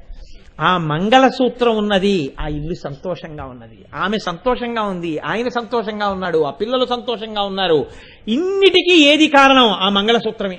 దాన్ని కేవలం పసుపు తాడంటావేమో అనవద్దు. దానికి ఇంకా అమ్మవారి అనుగ్రహం కలగాలి. తాళిబుట్టను తాటాకు తీసుకొచ్చి కట్టాలి. కట్టించేటప్పుడు అసలు యథార్థమునకైతే ఏమిటో తెలుసా అండి? పసుపు తాడే ప్రశస్తము అంది శాస్త్రం. ఎందుకంటే అస్తమానం కాస్త పసుపు తీసుకుని ఇలా రాసేసుకుంటారు. ఎప్పుడూ మంగళప్రదం అయిపోతుంటుంది ఆ పసుపు చేత. వేరొక లోహంతో చేసిన దానికి అలా పసుపు రాయడం కుదరదు. శతమానానికి పసుపు పెట్టవలసి ఉంటుంది అంతే. కాబట్టి ఆ పసుపు తాడుకి, ఆ పసుపుతనానికి, ఆ మంగళసూత్రానికి అంత గొప్ప స్థితినిచ్చారు. ఈ సూత్రము ఒక్క వ్యక్తికి కాదు, ఈ సూత్రములన్నీ కలిసి జగత్తుకే మంగళసూత్రమయ్యాయి. అందరి మంగళములు, అందరి మనశ్శాంతులు, అందరి సుఖ సంతోషములు అందులో ఉన్నాయి. ఇంతమంది సుఖ సంతోషాలకి హేతువైనటువంటి మంగళసూత్రాలన్నీ పదిలంగా ఉండడం అమ్మవారి చేతిలో ఉంది. అమ్మవారి చేతిలో అంత సంతోషంగా ఉండడానికి కారణం ఆయన తన వశంలో ఉండడంలో ఉంది. వశంలో ఉండడం అంటే ఆయన ప్రసన్నుడై పక్కన కూర్చోవడంలో ఉంది. ఆయన చేత తను కట్టించుకున్న మంగళసూత్రంలో అమ్మవారికి ఆ సంతోషం ఉంది. ఆ మంగళసూత్రం గురించి విన్న వాళ్ళకి వాళ్ళ మంగళసూత్రాలు 10 కాలాలు నిలబడ్డంలో ఉంది. ఇది ఆ మంగళసూత్రం యొక్క గొప్పతనం. ఇప్పుడు ఆ మంగళసూత్రం గురించి వింటే అన్ని సంతోషాలు కలుగుతాయి, అన్ని సుఖాలు కలుగుతాయి, అన్ని శాంతులు కలుగుతాయి, అన్ని తప్పులు దిద్దపడతాయి. కాబట్టి కామేశబద్ధ మంగళ్య సూత్ర శోభిత కంధరా, దీనివల్ల అన్యోన్యత కలుగుతుంది. ఎంత అన్యోన్యత కలుగుతుంది అంటే శంకర భగవత్పాదులు అంటారు సౌందర్యలహరిలో, ఆయన ఒక చమత్కారంతో కూడినటువంటి శ్లోకం ఒకటి చేశారు. భుజాశ్లేషాన్ నిత్యం పురదమయితు కంటకవతి తవాగ్రీవాధత్తే ముఖ కమల నాళ శ్రియమియం స్వతశ్వేతాకాలాగరు బహుళ జంబాలమలిన మృణాలీలాలిత్యం వహతి యదధో హారలతిక అన్నారు. అమ్మా, ఈ మంగళసూత్రం ఇక్కడ కట్టించుకున్నావు కదా, ఇక్కడ మంగళసూత్రం కట్టించుకోవడం వల్ల నువ్వు ఏ స్థితిని పొందావో తెలుసా అంటే, నీ ముఖం పద్మమైంది, నీ కంఠం పద్మనాళమైంది అన్నారు. ఏమిటి శంకర, చాలా చమత్కారంగా చెప్పావు, బాగుంది, ఏమిటి మళ్ళీ చెప్పు. నీ ముఖం పద్మమైందమ్మా. ఓహో, నా ముఖం పద్మమైంది, బాగుంది. ఇంతకుముందు కూడా చాలా మాటలు చెప్పావు ఈ మాటలు. ముఖ పద్మమని బాగుంది, సువాసనతో కూడి ఉంటుంది. పరమశివుడు అనేటటువంటి తుమ్మెద ఎప్పుడు ఆ ముఖం అనేటటువంటి పద్మం మీద విహరిస్తూ ఉంటుంది. అమ్మ సహజమైనటువంటి సుగంధంతో ఉంటుంది, బాగా విచ్చుకుని ఉంటుంది, చక్కగా స్వచ్ఛంగా ఉంటుంది, ప్రశాంతంగా ఉంటుంది, సువాసనతో ఉంటుంది. సరిపోయింది. మరి కంఠం పద్మనాళం అమ్మా. ఓహో, పద్మనాళమా, బాగుంది, పద్మనాళం అన్నావు. కానీ పద్మనాళం అయితే మరి తామర పువ్వు ఎంత సుకుమారంగా ఉన్నా ఆ దానికి ఉండేటటువంటి గొట్టం, ఆ నాళం ఎంత అందంగా ఉన్నా దానికి చిన్న చిన్న ముళ్ళు లాంటివి ఉంటాయి. ఇలా త్రిభుజాకారంలో ఇలా గీస్తే కొంచెం గీసుకున్నట్టుగా ఉంటాయి మెత్తగా. అలాంటి ముళ్ళు ఎక్కడ ఉన్నాయి? మరి నా కంఠానికి అలాంటివి ఉండవు కదా అంటే శంకరాచార్యులు వారు అన్నారు, లేకపోవడం ఏంటమ్మా, ఉంటుంటాయి. అదేమిటయా, అలా ఎవరు చెప్పలేదే, ఏ కవులు చెప్పలేదే.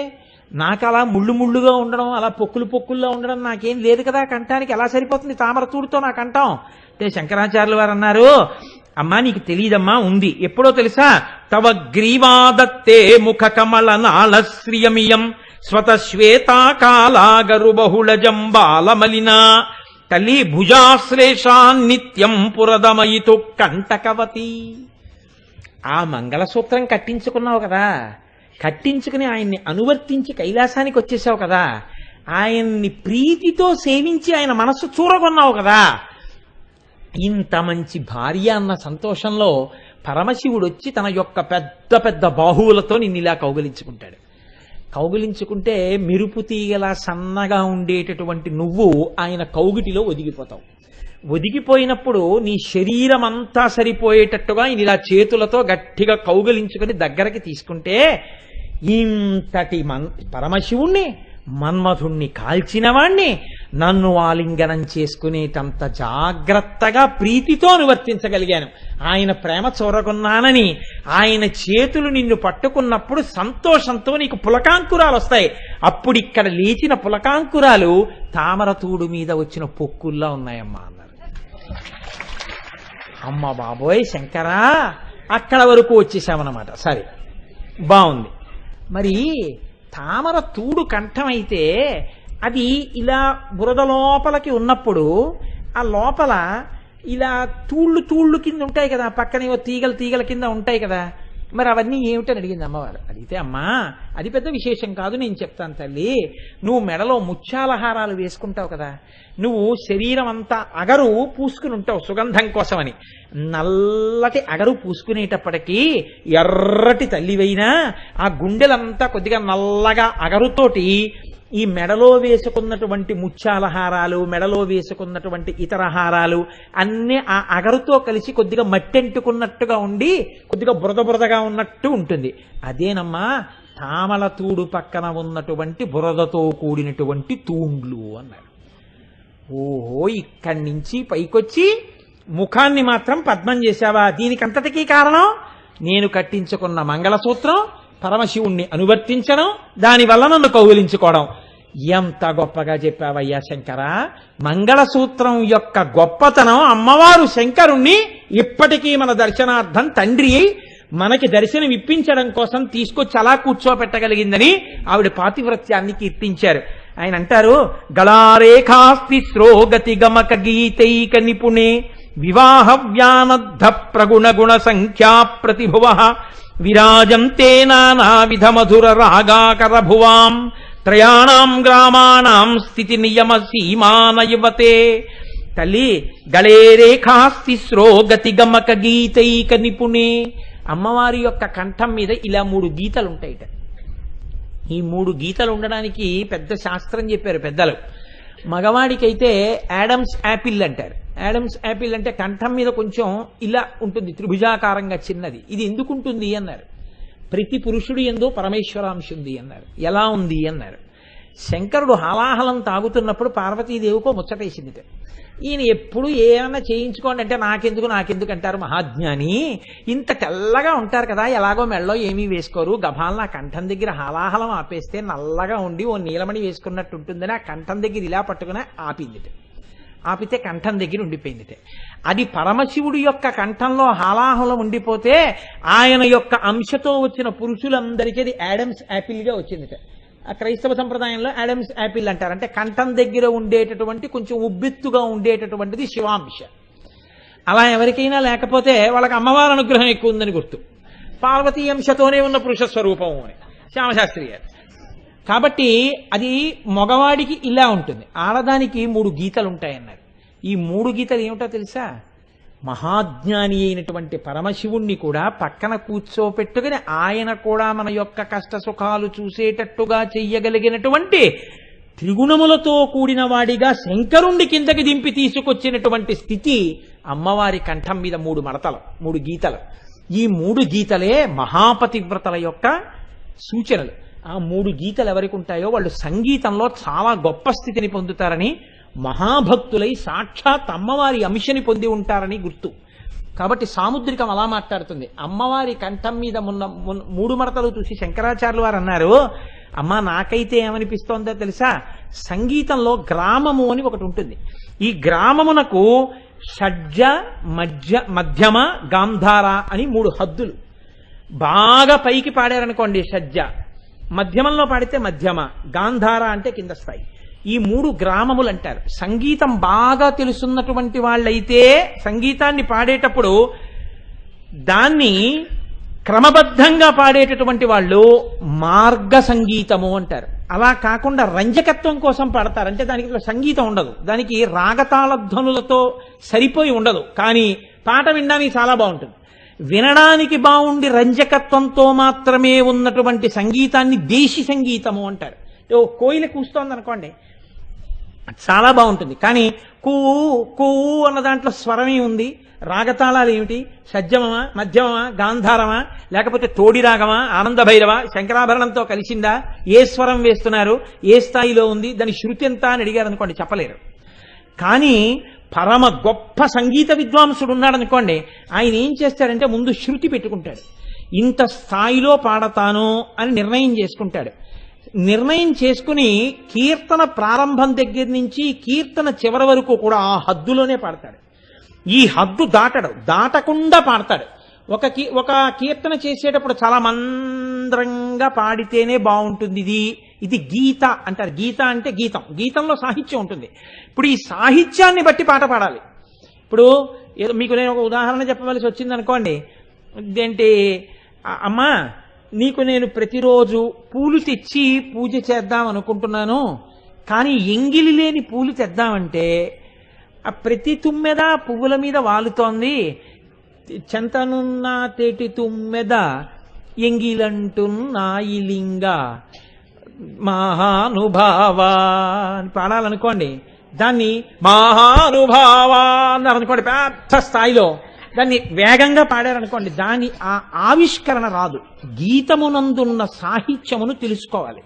అందుకే నేను తరచు చెప్తూ ఉంటాను సంగీత విద్వాంసుల సభల్లో, విద్వాంసులు అంటే నేర్చుకునే పిల్లల దగ్గర, సాహిత్యం తెలియని పాట పాడవద్దు అని చెప్తుంటాను. శృతి బాక్స్ ఒక్కటే సంగీతం కాదని గుర్తుపెట్టుకోండి, సాహిత్యం తెలిసి పాడండి. ననుబ్రోవామని చెప్పావే సీతమ్మ తల్లి, ననుబ్రోవామని చెప్పావే అంటే ఆర్ద్రత ఉండాలి. ఆ ఆర్ద్రతకి గుర్తు ఈ గ్రామము. అది షడ్జమా, మధ్యమమా, గాంధారమా, ఈ మూడింటిల్లో ఏ గ్రామంలో దాన్ని పాడాలి. ఈ గ్రామంలో కూడా కొన్ని వందల సంవత్సరాల క్రితం అయితే గగ్రామము, సగ్రామము, మగ్రామము ఇన్ని గ్రామాలు ఉండేవి. కానీ ఇంచుమించుగా ఇప్పుడు సంగీత శాస్త్రంలో అన్ని గ్రామాలు అంతరించిపోయి సగ్రామం ఒక్కటే మిగిలింది. ఇప్పుడు ఏ కీర్తనలు చేసినా ఆ గ్రామంలోనే చేస్తారు. కాబట్టి ఇప్పుడు మిగిలినటువంటి ఆ ఒక్క స్థాయిలోనూ జాగ్రత్తగా గురువు దగ్గర నేర్చుకున్నటువంటి రాగతాళ సమన్వయంతో పాడితే, అలా జాగ్రత్తగా పాడగలిగితే దాన్ని ఏమంటారు అంటే మార్గ సంగీతము అని పిలుస్తారు. అలా ఏమీ పట్టించుకోకుండా రంజకత్వం కోసం పాడారనుకోండి, అంటే ఇప్పుడు నన్ను పాట పాడమన్నారనుకోండి, నేనేం రాజని అనక్కర్లేదు, ఏదో పాట మీరు సంతోషం, గోదావరి గట్టుంది, గట్టు మీద చెట్టుంది, చెట్టు కొమ్మన పెట్టుంది, పిట్ట మనసులో ఏముంది అన్నాను అనుకోండి, ఏదో పాడి అబ్బో చాలా బాగుందని మీరు అనొచ్చు. అంటే ఇది రంజకత్వం అంటారు. అవతల వాళ్ళు సంతోషించడానికి పాడతాడు, అందులో సంగీతం ఉంటుందా అంటే ఉండదు, అది దేశీ సంగీతం. కానీ మార్గ సంగీతమునందు గ్రామములు హద్దు. కీర్తన ఎలా మొదలు పెట్టారో అలాగే పూర్తి చేయాలి. అలా పూర్తి చెయ్యాలి అంటే ఆ గ్రామములు తెలిసి ఉండాలి. దాని యందు సంగీతం ఉంది, సాహిత్యం ఉంది. సంగీత సాహిత్యములు రెండు ఎక్కడున్నాయో తెలుసా అమ్మా? నీ కంఠం మీదున్న 3 గీతల్లో ఉన్నాయి, అవే గ్రామములై ఉన్నాయి. కాబట్టి తల్లి, అందుచేత నీ కంఠమునందు సంగీత సాహిత్యములుండి ఆ మంగళసూత్రం మమ్మల్ని అందరినీ తరింపచేస్తోందమ్మా, అంత గొప్ప మంగళసూత్రం. కాబట్టి తల్లి, నేను కోరుకునేది ఏమంటే, నీ మెడలో ఉన్న మంగళసూత్రమును స్తోత్రము చేసిన నాడు కామేశబద్ధ మంగళ్య సూత్ర శోభిత కంధరా, మహాకామేశ్వరుడి చేత కట్టబడినటువంటి మంగళసూత్రము చేత ప్రకాశిస్తున్నవో తల్లి అని నేను పిలిస్తే, దాని చేత నా కోరికలు కూడా తీరి, నాకు కూడా ధర్మమునందు అనురక్తి కలిగి, నేను కూడా పరమేశ్వరుడి పాదముల యందు భృంగమునై ఈ లోకమంతా భార్యాభర్తలందరూ సంతోషంగా, కుటుంబాలు సంతోషంగా, ఆడవాళ్లు ఐదోతనంతో, మగవాళ్లు దీర్ఘాయుష్మంతులై, ప్రతి కుటుంబం లక్ష్మీనారాయణ స్వరూపమై, పార్వతీ పరమేశ్వర స్వరూపమై ఆనందమునకు ఆలవాలమై ఉండడానికి నేను తలుచుకుని నమస్కరించేది కూడా ఒక్కటేనమ్మా, ఆ మంగళదేవతకే నమస్కరిస్తున్నాను. మీకిక్కడ ఒక పెద్ద రహస్యం ఒకటి చెప్తా. పెళ్లి కాని ఆడపిల్లలకి పెద్దలు ఏం చెప్తారంటే, లలితా సహస్రనామ స్తోత్రం చదివేటప్పుడు శ్లోకాల్లోంచి శ్రీమాత, శ్రీ మహారాజ్ఞి, శ్రీమత్ సింహాసనేశ్వరి అని వెంటనే కామేశ బద్ధ మాంగళ్య సూత్రశోభిత కంధర. మళ్ళీ శ్రీమాతా శ్రీ మహారాజ్ఞి శ్రీమత్ సింహాసనేశ్వరి చిదగ్నికుండ సంభూత దేవ కార్య సముద్యత. మళ్ళీ కామేశ బద్ధ మాంగళ్య సూత్రశోభిత కంధర. ఇలా ఆడపిల్ల శ్లోకంలో పైపాదం చెప్పి మళ్ళీ ఇది, మళ్ళీ చెప్పి మళ్ళీ ఇది, ఇలా ఎక్కడ చెప్తారో ఆడపిల్ల అలా కాని చెప్తే ఆ పిల్లకి చాలా తొందరగా అమ్మవారి అనుగ్రహంతో మంచి వరుడొచ్చి వివాహం జరుగుతుంది. 2, పెళ్లిళ్ళు జరిగేటప్పుడు ఎప్పుడైతే ఈ జ్యోతులను తీసుకురావడానికి ముత్తైదువులు లోపలికి వెడతారో ఆ జ్యోతులు తీసుకొచ్చే సమయంలో సువాసినులు అక్కడ కూర్చుని లలితా సహస్రంలోంచి శ్రీమాతా శ్రీ మహారాజ్ఞి దగ్గర మొదలుపెట్టి ఒక పక్కన మహాసంకల్పం చదువుతుంటారు, ఒక పక్కన అన్యోన్య దాంపత్యం చెప్తుంటారు. సీతారాముల యొక్క అన్యోన్య దాంపత్యం ఎట్టిదో అది సిద్ధించుగాక, అంటే రుక్మిణీకృష్ణుల అన్యోన్యం ఎట్టిదో అది సిద్ధించుగాక, పార్వతీ పరమేశ్వరుల యొక్క అనుబంధం ఎట్టిదో అది సిద్ధించుగాక, ఈ మంగళవాక్యాలు చెప్తుంటారు. పెద్దలైనటువంటి వారు వచ్చి ఆశీర్వచనానికి సిద్ధపడుతుంటారు. మంగళవాయిద్యాలు మోగుతుండగా సువాసినులైనటువంటి వారు పరమ భక్తితో ఇంకా సమయం తెలుస్తుంది, ఇంకా దగ్గరికి వచ్చేస్తోంది ముహూర్తం అని, మహాసంకల్పం అయిపోతుంటుంది. అప్పుడు సువాసినులు అక్కడ కూర్చుని తప్పు లేకుండా శ్రీమాతా శ్రీ మహారాజ్ఞి శ్రీమత్ సింహాసనేశ్వరితో మొదలుపెట్టి కామేశ బద్ధ మాంగళ్య సూత్రశోభిత కంధర ఈ నామం వరకు చదివిన తరువాత మగపిల్లవాడి చేత ఆడపిల్ల మెడలో తాళి కట్టించినా జీలకర్ర బెల్లం పెట్టించినా అమ్మవారి యొక్క అనుగ్రహము పరిపూర్ణముగా కలిగి ఆ మంగళసూత్రంలో అమ్మవారు పరిపూర్ణంగా ఆవాహన అవుతుంది. ఆవాహనై ఆ దంపతులు సంతోషంగా వృద్ధిలోకి వచ్చి సంతానం వృద్ధిలోకి వచ్చి ఎక్కడ పెళ్లిళ్ళైనా అబ్బా ఒక్కసారి వాళ్ళతో అక్షతలు వేయించుకోండి, ఒక్కసారి వాళ్ళు వచ్చి అక్షతలు వేస్తే బాగుండు, వాళ్ళు ఆశీర్వచనం చేస్తే బాగుండని వాళ్ళు రాకపోతే ఆ దంపతుల దగ్గరికి తీసుకెళ్లి నూతన జంటలతో నమస్కారాలు చేయించి 7 తరాల వరకు వాళ్ళల్లా బతకండ్రా అని చెప్పుకునేటటువంటి అన్యోన్య దాంపత్య సిద్ధి దీని వలన కలుగుతుంది. ఆ మంగళసూత్ర మహిమ చేత కలుగుతుంది. మంగళసూత్రానికి ఆ శక్తి ఎక్కడి నుంచి వస్తుంది? ఈ నామాల చేత వస్తుంది. పెళ్లి కాని ఆడపిల్ల పెళ్ళై గృహస్థాశ్రమంలోకి ఎలా వెడుతుంది? ఒక పురుషుడికి భార్య అంత శోభని దేని వల్ల పొందుతుంది? అమ్మవారి మంగళసూత్రానికి నమస్కారం చేస్తే మంగళసూత్రం మెళ్ళో పడుతుంది. ఆడది ప్రతిరోజు ఒక్కసారి అమ్మవారి దగ్గరికి వెళ్ళి చిటికెడి పసుపు కుంకం చేత్తో పట్టుకుని అమ్మా నీ మెడలో మంగళసూత్రం ఎలా ఉందో నా మెడలో మంగళసూత్రం కూడా తల్లి అలాగే నిలబెట్టమ్మా అని చిటికెడు పసుపు కుంకం వేసి ఆ కుంకం తీసి శతమానానికి రాసుకుంటే ఆమె శతాయుష్కురాలై నిండు పసుపు కుంకాలతో హాయిగా సంతోషంగా భర్తని అనువర్తించినదై భర్త మనస్సు గెలుచుకుని ఆయన ఈవిణ్ణి చూసుకుని పొంగిపోయి ఇద్దరూ ధర్మ మార్గంలో ప్రస్థానం చేసి ఇద్దరూ పరమేశ్వరుడి యందు నిశ్చలమైన భక్తితో 3 తరాలు చూసి జీవితాలు పండించుకుంటారు. ఇన్ని శక్తులు ఇందులో ఉన్నాయి, ఆ నామంలో ఉంది. ఆ నామం యొక్క గొప్పతనం ఏమిటి? కాకినాడ పట్టణంలో మీకొక్కటే చెప్తా ఉదాహరణ. నేను లలితా సహస్రనామ స్తోత్రానికి వ్యాఖ్యానం మొదలుపెట్టినప్పుడు ఇవాళ కామేశబద్ధ మాంగళ్య సూత్రశోభిత కంధర వస్తుందని నేనేం లెక్కలు కట్టలేదు. అలా నేను ఇప్పుడు కట్టలేను కూడా, అది కుదిరే మాట కాదు కూడా. ఈ నామాలు, ఈ నామ వ్యాఖ్యానం ఇది వింటున్న వాళ్ళు, చెప్పినవాడు చేతకాని వాడేమో కానీ భక్తితో వింటున్న మీ అందరికీ అమ్మవారి అనుగ్రహం పరిపూర్ణంగా కలుగుతుందనడానికి ఇదే సిద్ధి, ఇదే తార్కాణం.